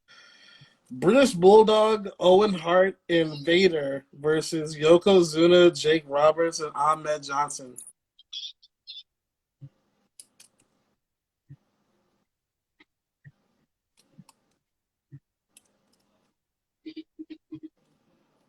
Who and who? Huh? I know I heard like Vader. British Bulldog, Owen Hart, and Vader versus Yokozuna, Jake Roberts, and Ahmed Johnson. Whoa.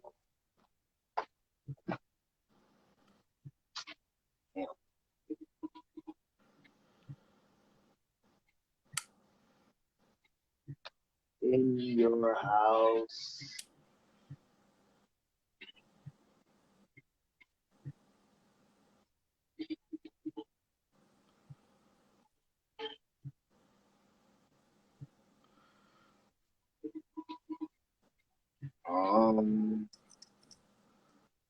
Best friends, better enemies. That is incorrect. No, yeah. Next. Roddy Piper versus Goldust. WrestleMania? 12? That's correct. That's 5 points. You know what is funny? I'm not. You know, the only reason why I will watch WrestleMania 12 is the Iron Man. That's if I care to watch a 1 hour match. A 1 hour boring match. You're gonna watch it for Undertaker versus Diesel? Shit, I forgot about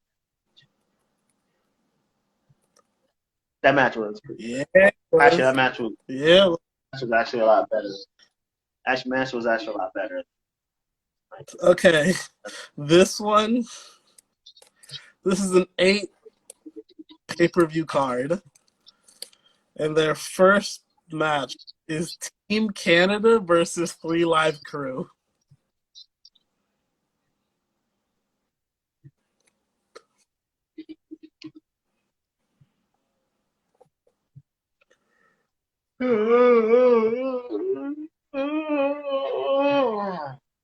And they're not in a cage. They're not in a cage. So it's not Lethal Lockdown. It's not Lethal Lockdown, no.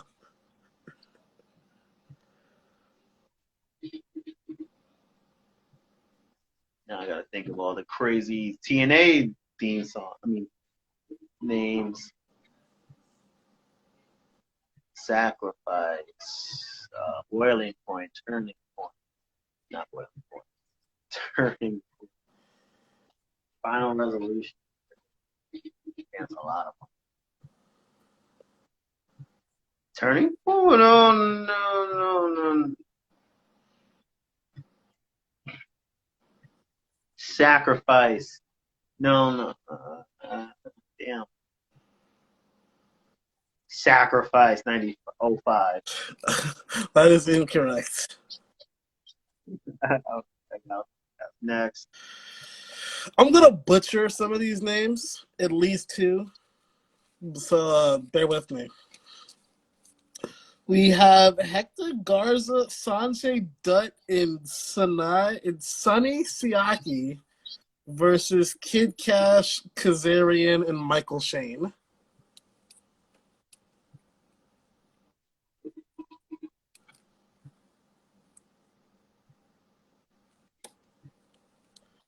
Oh, it's a Turning Point in 06. That's incorrect.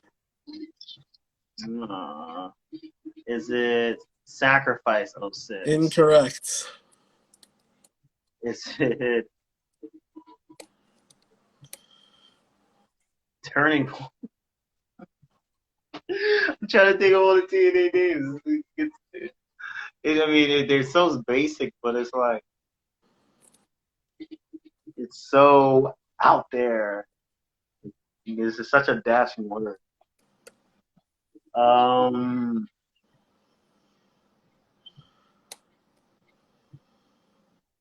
Genesis 06. No. Okay, next. I'll let you know that much right now. It's not 06. Not 06. It's 04. Damn, what you said. Next. Monty Brown versus Abyss. I feel like I should know this. I really want to check Wikipedia. But, man. Damn. Next. Pat Kenny and Johnny B. Bad versus the New York Connection. Next. You said Johnny B. Bad. I don't even realize he was TNA. DDP versus Raven. Oh! I said Sacrifice. But did I say Sacrifice 05? You did not, and that is incorrect. Sacrifice 04. Incorrect. Oh man, what are those TNA names? Let me see what else Go I back have. to some of the ones you named. I don't remember. I know there's boiling point. There's Bound for Glory. It's not Bound. Doesn't sound like Bound for Glory. I'm trying to think. Bound for Glory, Slammiversary. I don't remember. Lethal Lockdown, which we Named already all of them. established. I don't remember.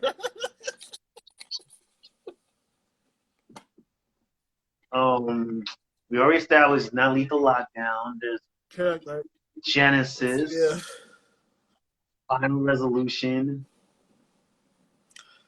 There's so many of them. Unbreakable.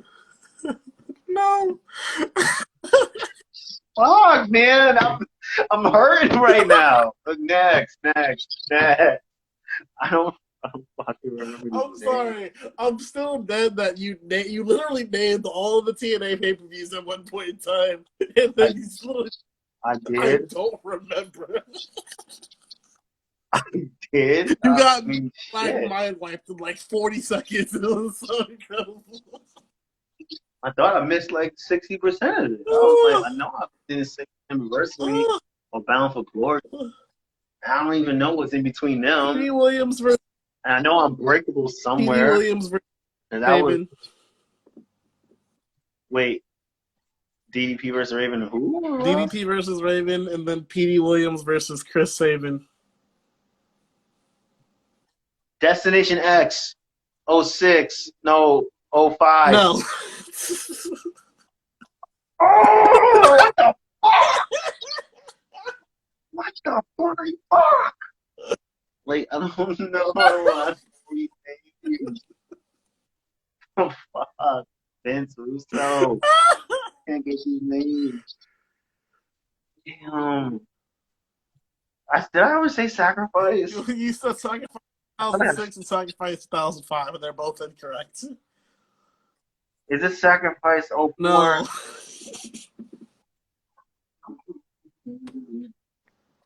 I'm about to cry because I really don't know.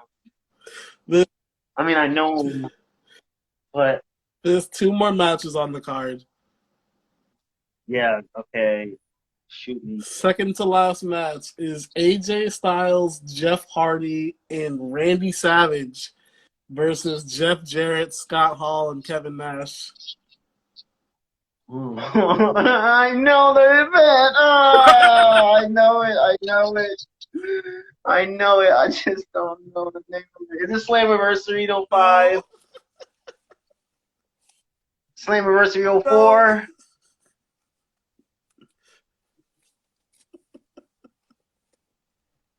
I hate the TNA pay-per-view is the one that stumped you the most, and you know the card. Like that's the worst. I don't remember the year. I don't remember the name. I'll let you know this. 2004 is the right year, so if you want to just ramble off some of the names you haven't said yet. Unbreakable 2004? That's incorrect.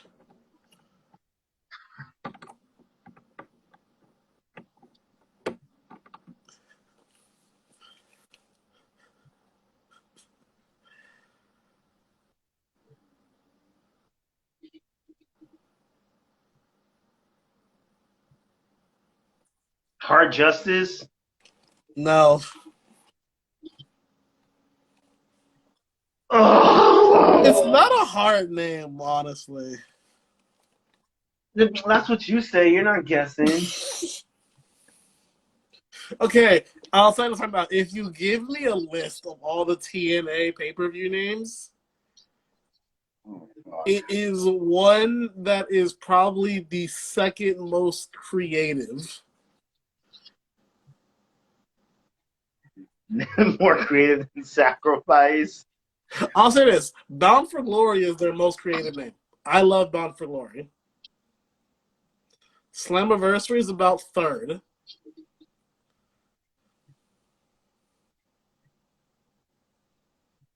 Turning Point? That's correct. Turning Point 2004. I think I said 2005. No, Yeah. you said Turning Point 2006 and never went back to Turning Points.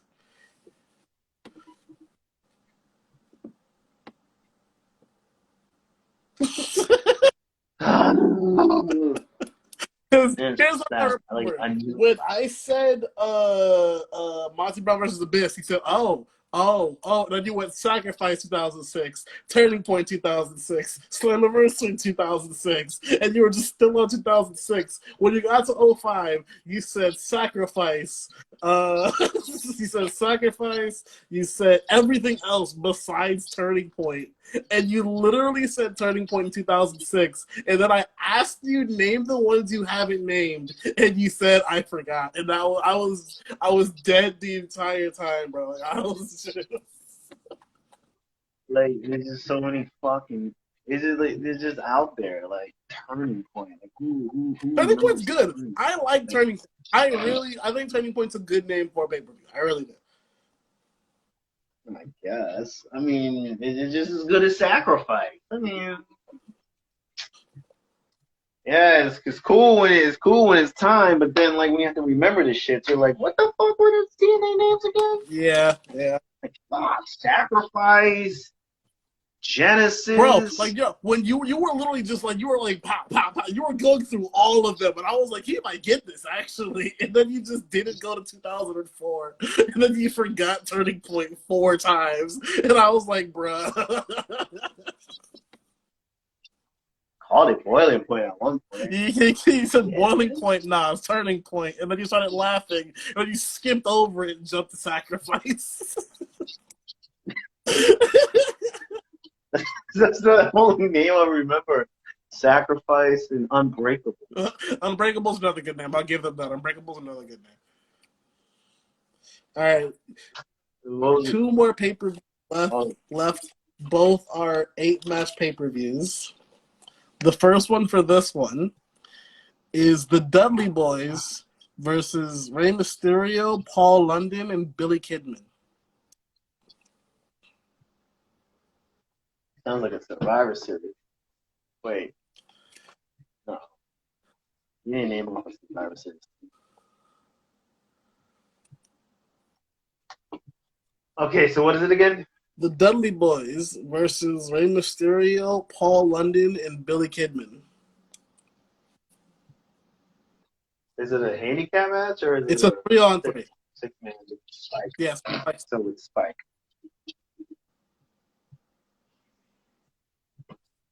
Sounds like a SmackDown event to me. Probably sounds like 04.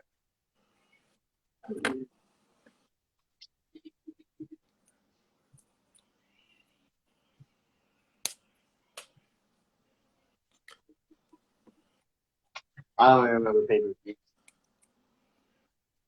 Oh, great.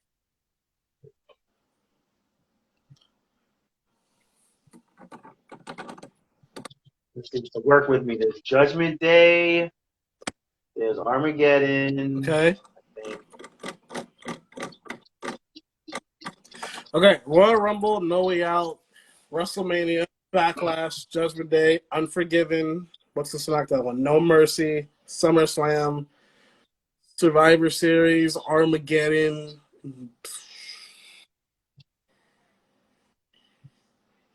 There's one I'm missing. Probably a Raw event, but I would.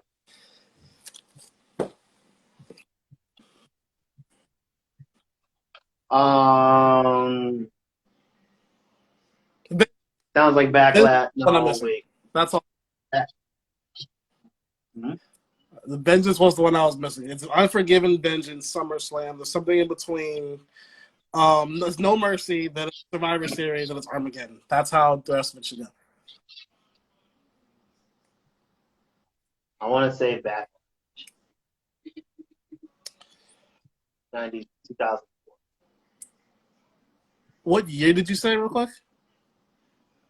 2004. Incorrect. 2005? Incorrect.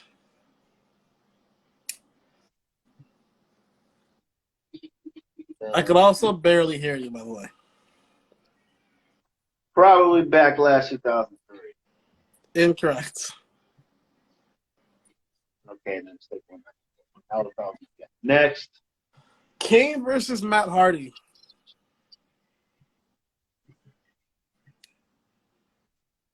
Oh, it's Charlotte 05. Oh, Slam 05. That is incorrect.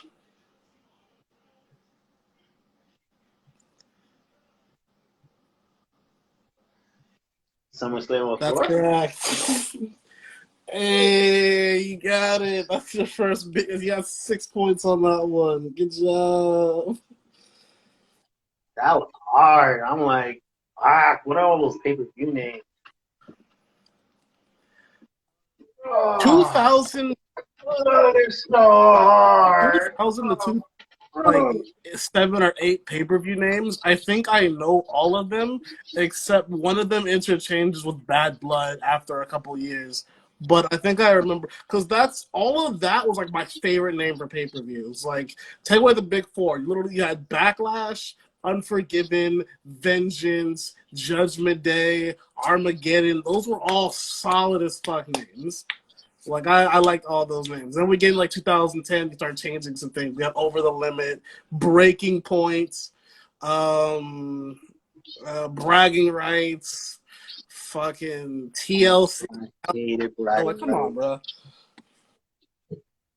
Bragging rights. Like, it was so stupid playing in, like, WWE 12 game. And then, like, the fact that they incorporated in Survivor Series, it's like, oh, man, it just took my favorite ever. It just washed it with bragging rights still. And now, like, every time, like, you go into a heated situation in Survivor Series, like, we got to put our heat aside because we got to represent and go after SmackDown for no reason. No advantage in the Royal Rumble. No nothing. You just go in. You just go in because we represent Raw. All right, I'll let you know this right now. Your last pay-per-view is worth 8 points, like I said previously. If you get it in one, you'll be exactly 50%. Oh man, that means I gotta get off the first match. Matt Hardy versus Fit Finley. No, it's not that. Your first match is Tajiri versus Rey Mysterio. Oh, it's not that, but yeah, freaking great. Oh, it's not that. It's something better.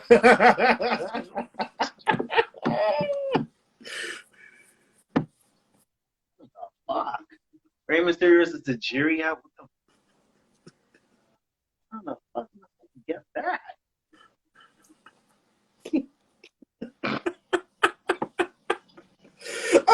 I said Matt Hardy officially. Would you have gotten it once out of morbid curiosity? Like, if I got a main event, maybe if I got a main event match, I'll be like, okay, I might have a chance. So I could get it wrong. I could just be like, fuck, maybe. Actually, I low-key want. But Rey Mysterio versus Tajiri? Wait, shit. Okay, I'll give you the main event. It's still worth the same amount of points if you get it in one. But I'll be very curious to get it. The main event is Lesnar versus Undertaker.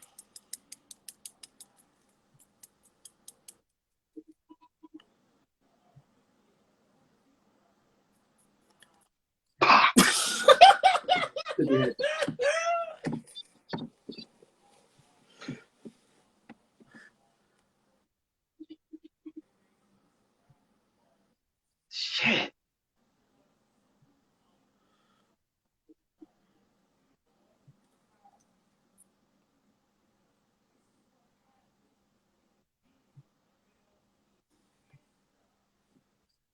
Shit. I honestly, wow. Because like, if you can't, I know, but you still want to guess it, I'll give you the matches backwards. That way, like, you know who, like, are, like, closer to the top of, like, the food chain. That way it'll maybe give you a better, like, grasp of, like, everything. You see, beat Rock in SummerSlam.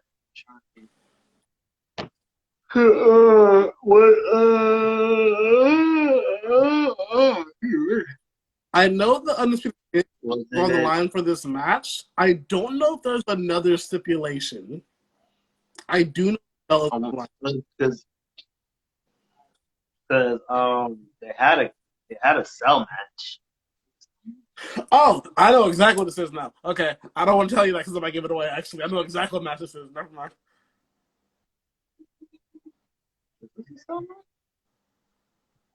No, it was a cell match because it wasn't a cage. I thought it was a cage match. So, and then Paul Heyman was handcuffed to the cell. That was weird the way he got blood, but it was still. Damn, was that Judgment Day too?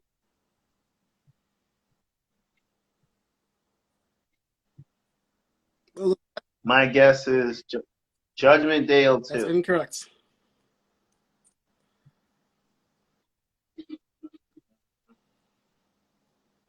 Armageddon in 02. Incorrect.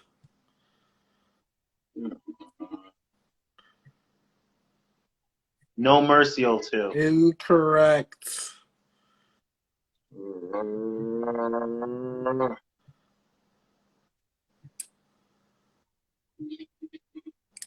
No Way Out 03? In- No. You're on the right year, though. I am? Yeah. So then Judgment Day 03. Incorrect. What was the other one I said? No, there's so many pay-per-view names, bro. Like, you switched up. They switched up. What was it? Oh, No Mercy. Oh, that's correct. Yeah. It's the biker thing. Shit, and then I remember the match. I just don't remember the name of the card. And then I have to like remember those pay-per-view names, and then you gotta remember there's a brand split. So then I gotta think, fuck, like who had what? And it's just ain't easy. Trying to, Raw had If we're Elimination Chamber. On the other side, I would only struggle at the year because I know all the pay-per-view names. I would just have to like pick what I have to find out what year this is. Yeah, well, I only knew about Brock. I only knew about Brock and Taker. Well, no, I knew they had issues twice. And I knew that Brock and Taker, the first time they had issues. It was a regular match, and then Brock beat him semi-clean. It was completely clean. But then second match, it was in a cell. It was somewhat seldom. It's not as clean, but it was clean enough. Where Taker lost to the Brock, almost said The Rock. But yeah, it was inside the cell. That match was actually. What I love about like early 2000s Brock and Taker feud, in between their feud, they both will always feud with Big Show. Like either before or after. Like it's just like if they need someone to fill the slot, it's always Big Show. Big Show was fine. Big Show always found his position no matter where he was on the card. Like, if you look at his career, like he's always in the right position at the right time, no matter where he's on the card. Like he's always right there. Because even in AEW, he found himself in a music video of all things. Like, yeah, I'm signed AEW, so I'm gonna be in a music video as Captain Insane. All things. By the way, also on this No Mercy card that I do want to talk about is Mr. McMahon versus Stephanie McMahon. I don't know if I want to get into it because I've heard some like weird shit about Vince McMahon, like weird shit about him and that era of Vince McMahon. It's kind of hard to look back, especially like all the rumors, and it's just like, damn, like there was gonna have an incest ring. Bro, I'll say this. like wholeheartedly, and I don't mean it the wrong way at all.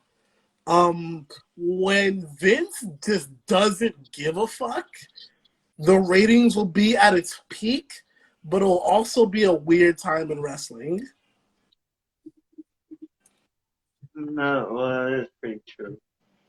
That is true. Like, do you remember when Vince held the ECW championship and he would just come out? No, fuck all that. Before that, do you remember Do-Rag Vince? Like, when Oh yeah, you learned that. What's up, my nigga? and he just drops the N-bomb casually right next to Booker T. Like, that's probably the greatest. Like, if I had to show someone a moment in wrestling, I would show them that segment and then show them the main event that same night. Because, like, that was a beautiful Raw put from beginning to end. But it's also in a weird spot in wrestling. It's just like, it's complete wrestling unhinged before PG era when everyone was just allowed to say what they want and do what they want. It was great. But you also have like Cena saying that Lita has like gonorrhea jokes like every 2 weeks on Raw when they were feuding. And it's just like, what's going on here? Yeah, you know what it is though, and I hate to say it, and I hate that people don't give him like his like respect. But when you think about what Vince Russo brought to the table,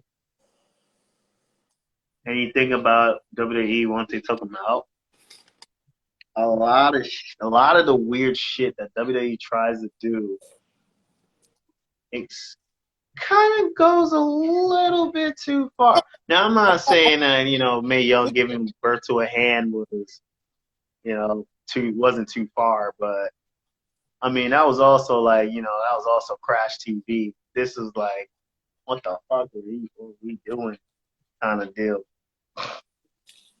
But yeah, that's Stephanie Vince era. Like Stephanie Vince, like, it was just weird. Like, it's just weird. And then especially like, oh yeah, they were supposed to like have an ancestry affair with each other. She was supposed to carry a baby. It's like, what are we fucking doing? Thank you, Triple H. Thank you for impregnating your now wife with like 3 children and not put her through that shit. Before and I'll say it again. I respect Vince McMahon for everything he has done because he's given us 20, almost 30 plus years of wrestling that everyone is going to remember at some parts.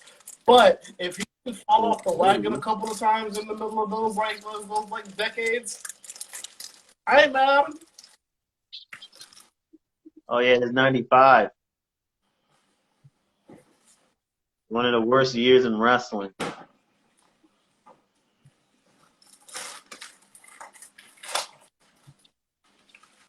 Like I'm telling you, like if we're able to like go through like the 95 catalog, man, that would be fun. Just like going through like both WWF and WCW 95. Such a sad era of wrestling creatively. Like, you knew they needed attitude. You knew they needed that ECW shit. But like for every like bad like, I'll say this, for every figure poke of doom and every Vince McMahon, Stephanie McMahon ancestral thing, we will have Rockin' Warrior, Rockin' Hogan, Rockin' Austin, Triple H Michaels, Taker, Lesnar, Wait, did you say Roman. Rockin' Warrior? I'm doing this. Like, for every 1 or 2 bad things you can name about an era of wrestling, in that same era, he has given you so much to remember. Whether it's like everybody bad, else. but you will remember more bad. You'll remember more good than bad. Like, you can bring up the Stephanie McMahon, Triple H. You can bring up the Stephanie McMahon this thing.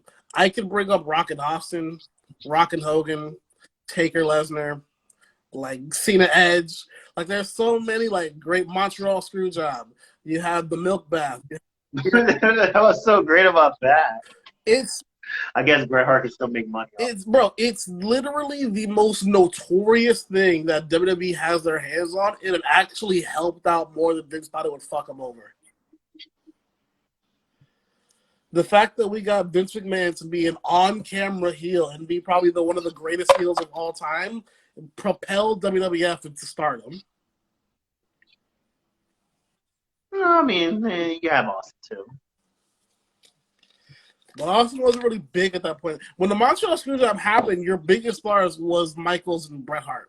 So when one of them leaves and you only have Michaels to fill the slot and you have someone else to fill that role, you build around them, and then you make Vince McMahon the greatest on-camera heel of all time.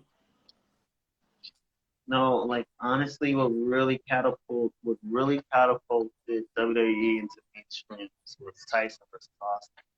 The minute Austin pushed Tyson, that's right. Like, yeah, definitely. Hit media, like honestly, like you could have easily like booked the match between Austin versus Tyson, but obviously, you know, Tyson representatives didn't want Tyson to lose. And Austin good business, and he still does, but it's just too late of a generation for him to put his finesse on the. There's also a difference between the way he conducted business before and when he conducts business now. The way he conducts business before, he moved like a gangster, and so that's why he was able to push his product into obscurity, and then like take it out of obscurity into a phenomenon, and then with that phenomenon, you get to take that and put it in multiple places of obscurity. But before you take it in obscurity, you allow other people to buy in so they can take the company to obscurity as well. And that's when you take the WWE into the stock market world, and you're able to spread the spending load on multiple different people, and you don't have to spend the money yourself.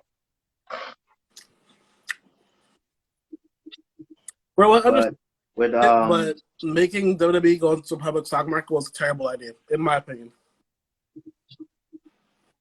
I mean, well, it depends on how you look at it. When you think about it, because okay.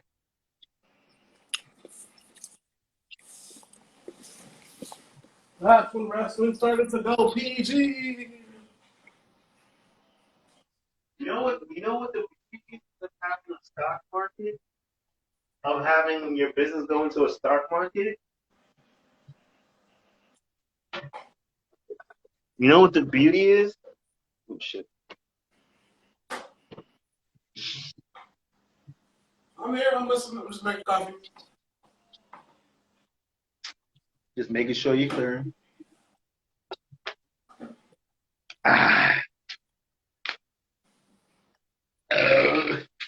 Excuse me.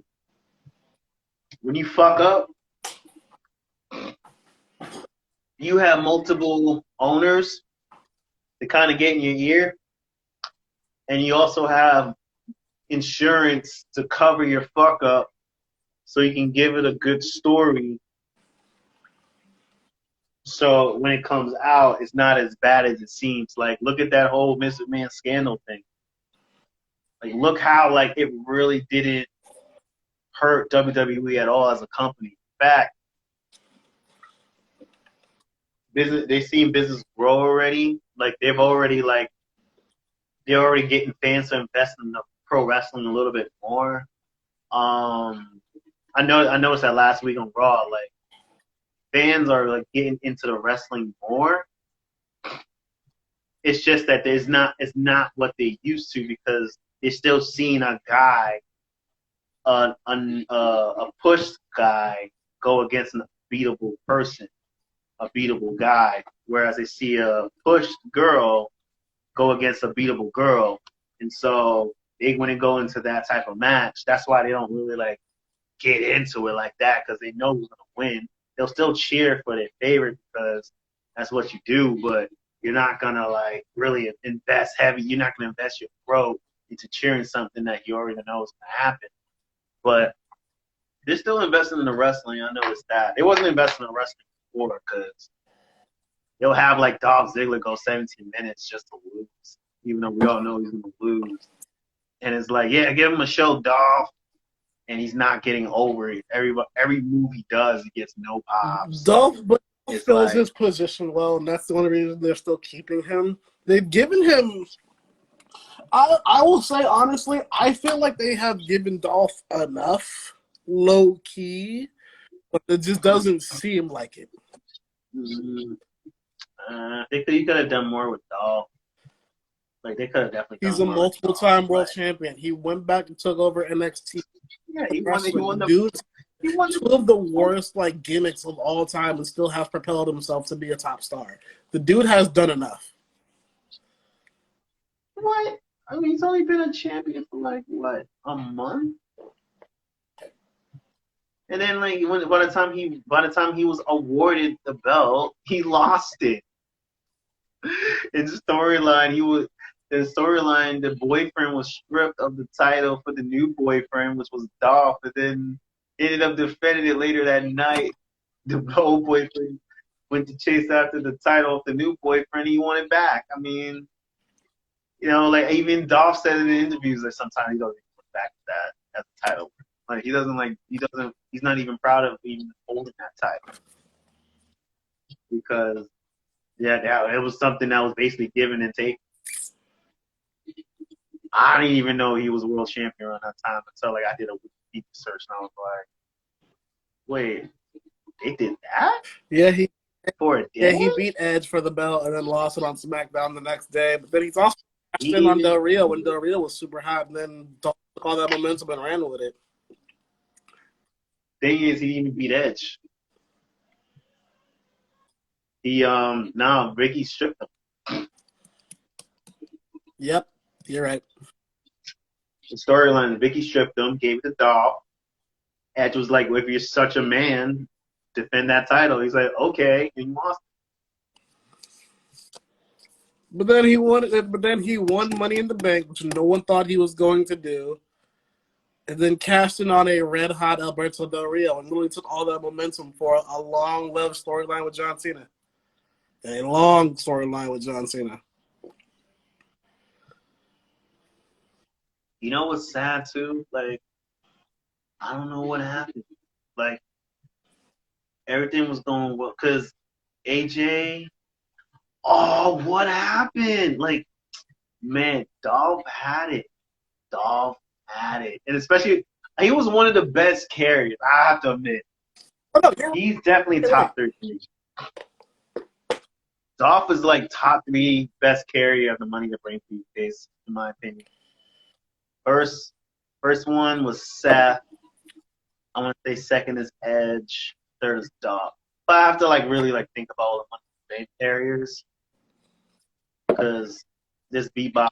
Brock, I was about to say, don't sleep on beatbox Brock. Like that was probably the best in my opinion. Like I love that one. I mean, he didn't really carry it. He didn't really carry it. Also, I know Edge won it once, but like the fact that we never got to see Mr. Kennedy even like give it time to like show who he was gonna go up against for that championship. I'll always hate that. Like I'll always hate that. Like honestly, unless Triple H has a thing against him, what he said is that like Triple H always had a thing against him that he didn't like how he was gaining his stardom because like that was another Vince project.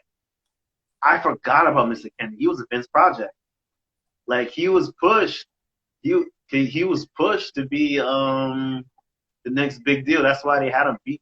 That's why his gimmick was I beat 5 world champions because when he went and beat all the world, I think one of them was The Undertaker, Chris Benoit, I want to say Rey Mysterio, Edge, I forgot, but yeah, he beat 5 world champions. That was his gimmick because it was gonna push him, and then it was gonna do the whole like, yeah, I'm not gonna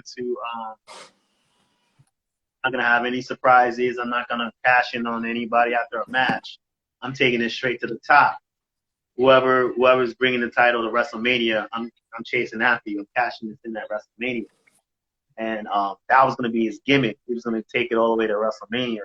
And then somehow, they just got cold feet. Either they took it off him to make him a babyface, or like they took it off him because they just gave up. But he had it though. He had the keys. He had the keys to the convertible. And somehow, some way, he just came back with a flat. But for me, yeah, Seth, because I'm not gonna lie, when Seth cashed in, I totally forgot he had the briefcase, and like he already had his match at WrestleMania. That match was still great. That, with Randy Orton. in my opinion, that is probably one of the best like WrestleMania like matches in recent history. Randy and Seth. Yeah.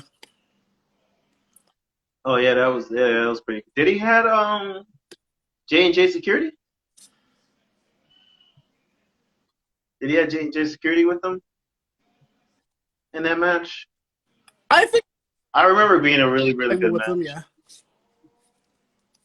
I remember being a really, really good match, and that's why, like, in a way, like, he was sitting through this long. This is one of the more longer WrestleManias, as the WrestleMania started to get longer and longer, and you just sitting through. He wasn't that easy, just sitting through the WrestleMania, and then it's here. Big Roman versus Brock. I did not picture Seth Rollins cashing in at all. Like, I didn't even have him in mind. I was just thinking about, this is going to be the match, Suplex City. And he cashes in, and it's like, oh, shit. But, yeah, the whole time he cashed it, like, the whole time he carried the money to break, and then he finally cashed in at WrestleMania. It makes it the best for me. But, yeah, Dolph. I think Dolph, he just carried. I think the way he carried it as well. And every time he tried to cash in the Money in the Bank, and every time he takes a bump, he's always flopping. And it just gives me that Mr. Perfect vibe. But damn, man, they really fucked up. Do you want to know? Okay, do you remember the Elimination Chamber where I think Ryback won the Intercontinental Championship? And then he lost. Damn. That's actually one of the something like that. I got to kind of think into it because I don't really remember that. There's a segment there's literally a segment where four of them are in the ring doing nothing, and Dolph is literally directing everyone where to go and what to do, even the ref. And then he just goes, all right, you guys ready? 1, 2, 3, go. And they all just start doing it. And everyone's like, oh, they're fighting us. I'm just like, do we not just watch this man just direct this match for a whole 2 minutes? Like Dolph, I don't know what it is. I don't know why Vince soured on him. Like Dolph, I think maybe it's the promo game. I don't know, because that's when they was heading into scripted promos, and I think they were reading off of teleprompters, and they kind of read them out, but they have to be in character, but it's it doesn't feel natural. Oh man, I think it was the promos for Dolph, because even at Survivor Series, I was like, oh man, finally, I really felt for Dolph, he's finally getting his shine. John Cena took the fall. Freaking, it's going to be him all alone against the Authority. Here comes Sting. He makes this one of the greatest debuts. Kane Taker Sting. Yeah. Kane Taker Sting. Okay, are you talking about Sting's debut overall or Sting's debut in WWE? Sting's debut in WWE first. Man, I still remember how white hot those fans got. Only thing I remember how geeked out I remember about Sting's debut is I remember he was a pre-order character for one of the SmackDown versus Raw, for one of the WWE games. So I'm going to put SmackDown versus Raw, but I'm going 15. 15th. Okay, all right. And then like he just like shows up to kind of like cause havoc. I don't even remember when he officially first shown up. Like I'm not even gonna lie to you. Survivor Series. Was that He signed because him, the Scorpion Death Dark people, and then putting Dolph on top? That was his debut. Then that's not that great. I'm not gonna lie to you. If his debut was his WrestleMania entrance, I would agree with you in top 3 best debuts of all time. But like literally all he did was just he looked at Triple H, he death dropped, I think it was Kane, and just put Dolph Ziggler and said, all right, I'm out. Like he didn't even do nothing. When he came back on Raw the next week was way harder because he put the bat in Triple H's face and just pointed at the Mania poster. That was way better than what he fucking did at Survivor Series. Like I'm just gonna be completely real. Like I'm just like I don't like you started watching wrestling like proactively in like after 2000s, right? Like when you really started like watch, like for me when I really started, because I would watch wrestling on and off, but I really got into it. I want to say 96. I proactively started watching wrestling when Cena brought the spinner belt to Raw. Okay, so you basically missed out on. I saw yeah, you missed out on. Cover over my brother when he watched it. I remember watching WrestleManias all the way through. But like if I remember like watching wrestling full time, yeah, Cena brought the fucking spinner belt to Raw. You missed out on Sting. Yeah, I'm not lying. I did. But I also the Aura Kane, but I still know their importance when I saw them when they would come back. You know what I mean? Like you have to understand, like when Sting makes his way down to that ring, like you just knowing that Sting is there, right? And then like the fans are already hot, like they're white fucking hot Sting, and he's taking his sweet ass time getting to that ring, and you just taking in every second of every step he takes. You just soaking it all in, like yo. Sting is in fucking WWE. Like he's really in WWE. And you see like and you get the goosebumps. And I'm still thinking about it. And then he steps into the ring, and then he gives that stare. The same stare as the Undertaker. Because fans are always like clamoring for Sting versus Undertaker. And honestly, I think Vince should have gave it to him. Now it's like all too late. Taker's all broken and fucked up. Sting is armored bodysuit. They missed out. Hold you, but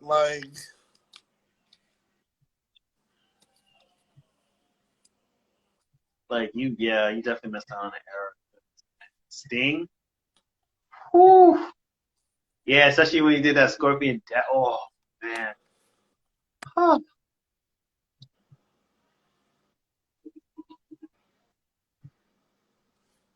And then I think he hit Triple H with a Scorpion Death Drop at some point. But what fucked up Sting in WWE is creative differences. That's what fucked up Sting. Sting was supposed to be a character trying to right the wrong with the authority. Triple H turned it into a WWE versus WCW. It was never supposed to be like that. It was supposed to be Sting, representing, the justice of the injustible, taking on the high mighty authority, and they fucked it up. And then he added the NWO, the X. We'll say you are. It was like a bottle of acid. You are 100% right, because when the NWO came out, I was like, Sting was a Wolfpack member, if I'm not mistaken. At least first of all. Second of all, I don't think Sting would be fully cool with the NWO at any point besides when it was NWO Wolfpack versus NWO Black and White. Pretty much. Yeah. I mean, yeah, I'm telling you, it was like smoking acid and weed. It's like smoking an acid weed blunt. You're just gonna hallucinate, and that's all it was. It was just because the match itself was okay. I mean, it's Triple H, and then Sting, so yeah, you kind of have to play it to the new fans. But it was starting to, and what's sad was that it really started to pick up. It was starting to pick up, and the fans were like clamoring, like they were getting into the match. And in the minute the fans were getting into it, and they were getting behind Sting, break it down, and I'm like, oh no. And then they brought out the X, and I'm like, oh no, they're making this. Can we also real quick? Can we talk about how that is probably the oldest match in WrestleMania history? Not as in like old as in like years, but old as in the amount of years of people in that ring. Like it's just... Oh, okay. I was gonna say, like, wasn't like Hogan and Vince McMahon the oldest match in WrestleMania history? No, I think If you were to take two guys, you put their ages together. Well, I don't want to include triple threat matches or like fatal four ways and battle royals because we don't want to go through that gimmick battle royal. Battle Royals 2000 WrestleMania 17. Oh, Jim Cornette at like 40 something. Jimmy Snuka at like 50. Nah, but it really wasn't a good visual. Just seeing Sting's paint like all like missing, his hair was balding, and then you see X-Pac and Shawn Michaels. It was just weird because X-Pac technically is on both sides, yeah. and then he's on the DX side, and it's just like so is Shawn Michaels. Like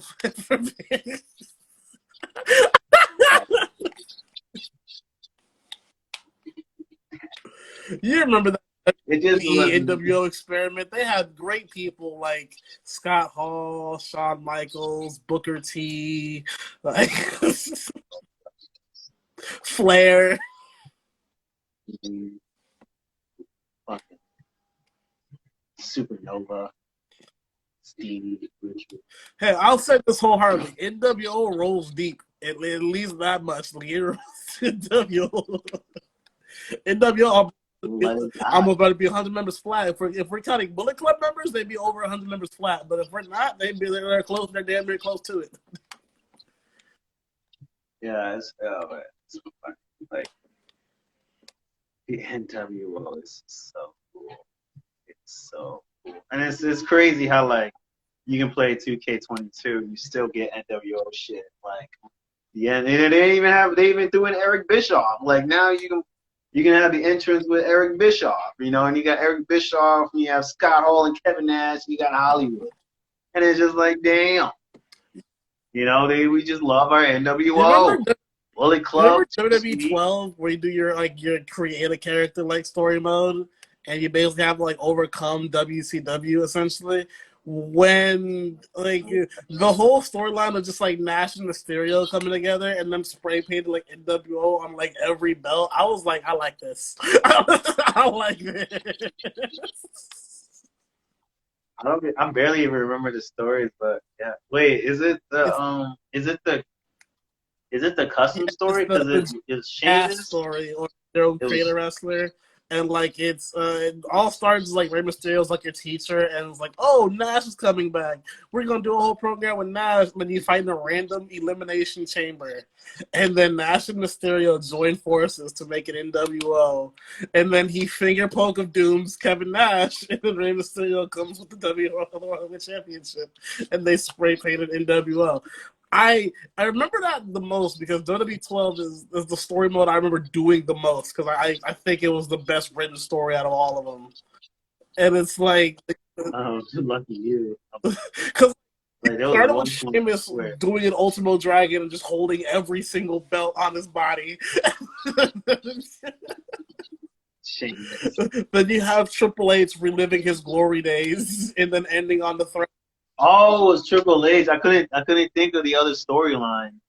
It was because I remember it was your custom wrestler Jacob Yeah. Cass. It was Sheamus, and then I thought it was John Cena, but no, it was Triple H. Triple H. Yeah, he comes back from the. I forgot what Sheamus does to him, but He throws yeah, he like puts him. He throws him up to the stage and he fucks up his quad, you know, Triple H shit.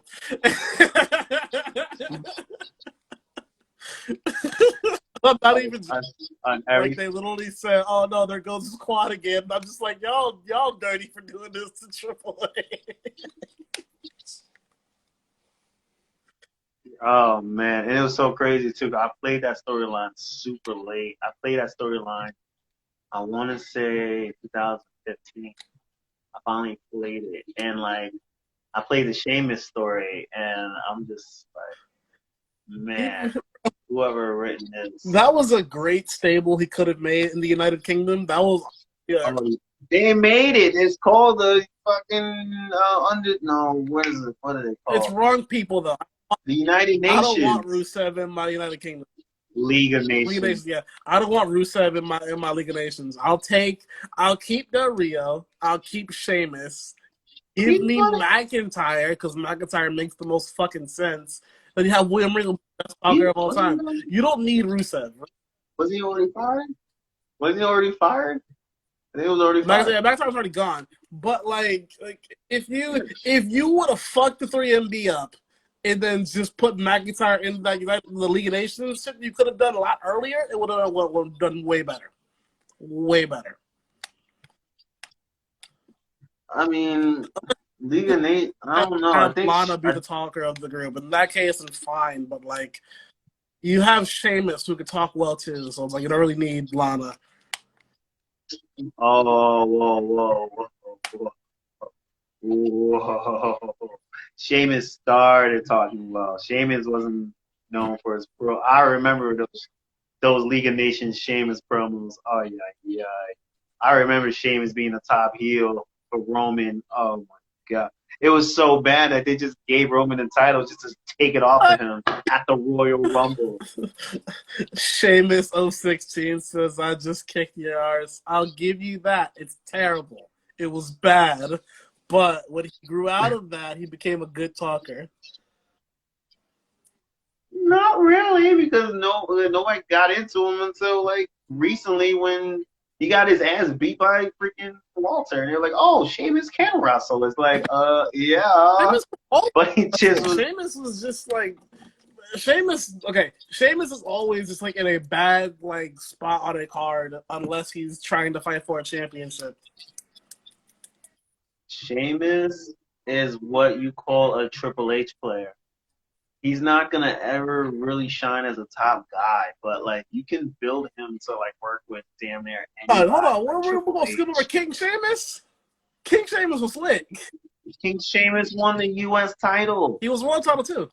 From Daniel Bryan, I think, or was it Kofi Kingston? No, I think it was Daniel Bryan. I think it's Daniel. No, because I think King Sheamus also held the belt, also held the World Heavyweight belt, the WWE belt, because like there was a storyline where like he had to fight like a 6-pack challenge one time because he fought Zack Ryder for a WWE championship. And he was like, now the bylaws of the WWE championship is once I defend it, I don't have to defend it for 30 days. And I was like, bruh. I was just like... the League of Nations. Like, bro, he was the leader of the League of Nations. And they had titles, too.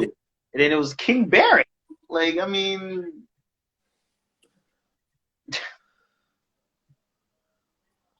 Oh, yeah. No, but I'm not gonna lie. A stable with Sheamus, Drew, and Sheamus, Drew, Wade, and Regal was especially pretty tough. I'll admit that. However,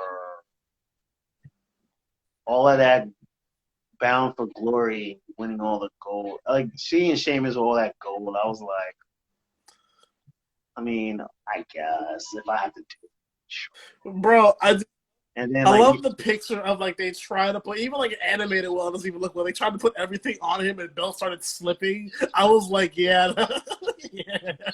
Gave him 2 tag team belts, Intercontinental, US, WWE, European champion. He was trying to hold everything. I was just when like you think like, oh, okay, ride off in the sunset. Oh, let's play Triple H's storyline. Oh, it's a continuation.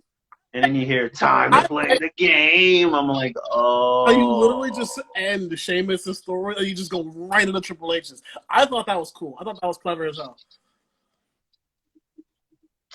But no, that freaking story was hard as fuck. Because then like there was a street fight you had to win. Like, I think it was against Cody.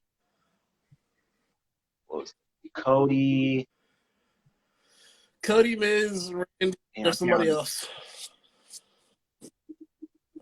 Yeah, and it just Because sucks. Miz re-injures him. Edge. Miz, Edge, Cody. Those are the people he was beefing. And Randy. Those are the people he was beefing with. Oh yeah, you're right. Yeah. And then like it sucked because you have to like watch out for the skull crushing finale, or the execution, or the fucking crossroads, and then like to have to like, and then I think you're fighting in a confined space too, if I'm not mistaken. It's not pretty. It's not open space. No. That was really hard. And then I like try to like crash everybody, hit them with a death blow. It's like, yeah, that's a. And then you end with Triple H sitting on his throne with his baby, his whatever championship he's holding at the time, and just being like, yes, I'm still the top dog over here. And then we lead straight to Jacob Cass. You get a little person, or you get to like choose from these custom plates, and then you literally just go straight into Jacob Cass. Like you get no time to recover. It's like, all right, Cass, it's time for you to go out there and fight with Rey Mysterio as your first match. Yeah, that Rey Mysterio. Like, yeah, that Jacob Cash. Like, do you even like win the big one? It took a while for me to even get a title match. You don't win a belt in that entire storyline. You win by basically eliminating every WCW member in that entire thing, and then you jump on Kevin Nash. That's what I thought. And I'm like, damn, all this to create a 6'5" guy, because I was gonna like make a Chris Sabin like cross-eyed buck, what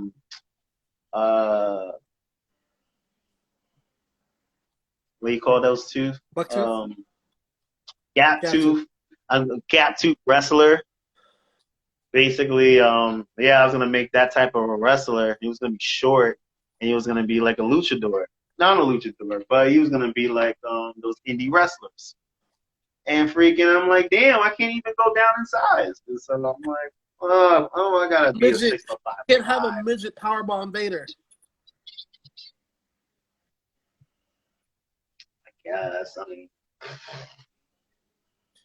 Also, the last match is the weirdest match of all time if you think about it. It's basically a War Games match, but you can't call it a War Games match. Like, you start off with 2 competitors, you can eliminate people at any point in time. Every minute, it's a hell of a cell though.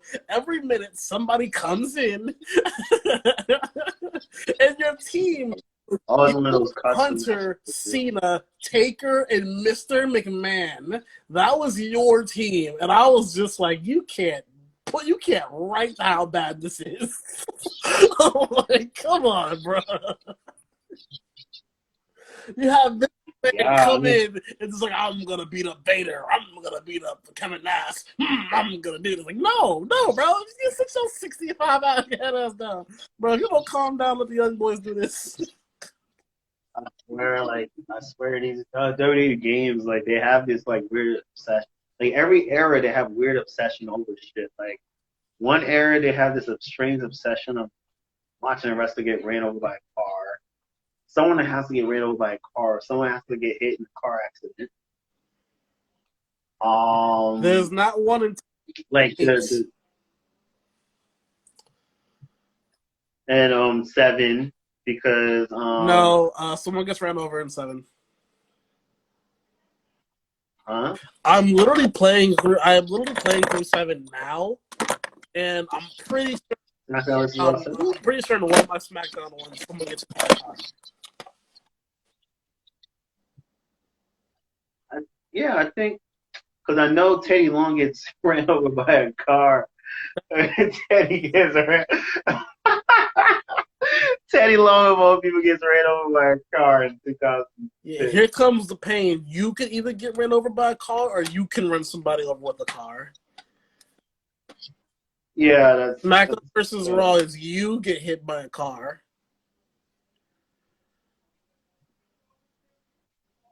2007 is the world champion will either get hit by a car or during the Legends tour you help kidnap Stephanie McMahon. Roddy Piper. Yeah. Oh shit! I remember that. Yes, like man, kidnapping, running out, like just these weird things like we got into in wrestling. Like we really got into that shit. Like, oh, we're gonna kidnap a diva. Oh, we're gonna kidnap the boss's daughter. Now the only thing I like, because I was playing as Bobby Lashley, so I was like running through shit. But like in SmackDown vs. Raw, when I was drafted to ECW and I would go for the top title, I'll go for Bobby Lashley. And I like that voicemail he gave me. He's growling. I told you this before, but yeah, that's my favorite shit. Because like I like it because I'm going into war with an animal. I like it. I don't know weird storyline, no arch, no pimping the divas, no.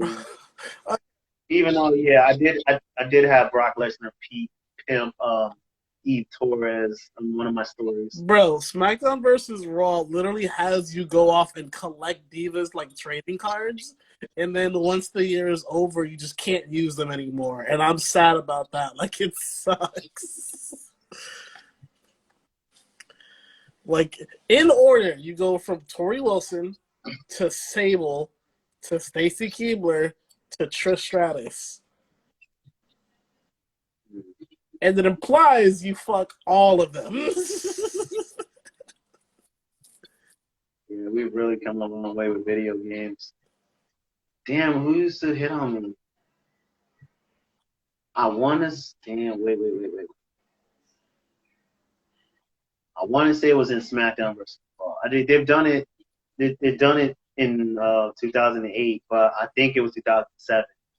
I think that was the year of like. Actually, I think it was 2006 too. I have Tori Wilson hit on me too. Yeah, you can have Tori Wilson. In 2006, you have two choices. You have Tori Wilson and Trish Stratus. Those are the only divas you get to collect, and you can only collect Trish Stratus by teaming up with Eugene. I remember that. Playing it on my PSP. I played this on my PSP before I had the PS2 version. Yeah, no, yeah, because I already had that for my Xbox. So I had SmackDown vs. Raw on my Xbox 360 for 07 and 08. And I'm still looking for a copy of it. Like I have to play SmackDown vs. Raw 2010 before I leave this earth because people keep telling me that's.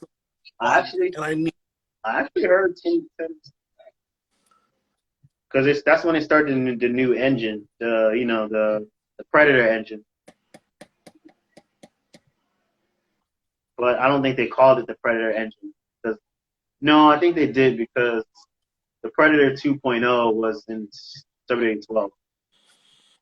And then I think they upped it to Predator 3, 13. 14. I think. 14. Okay. But that like I didn't even know they did the Predator system. I thought it was still like the same SmackDown versus Raw, like 09 and 08 and 07. No, I'll say for the amount of people that didn't like WWE 12, WWE 12 as a wrestling game functioned very, very well. Like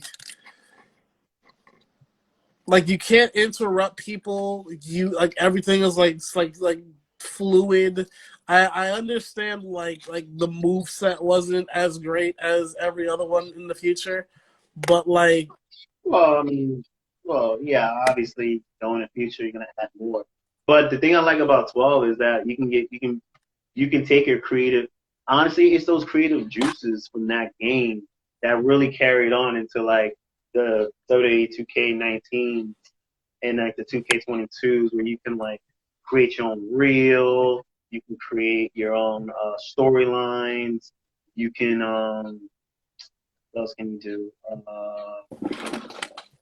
I mean, the universe mode, I like it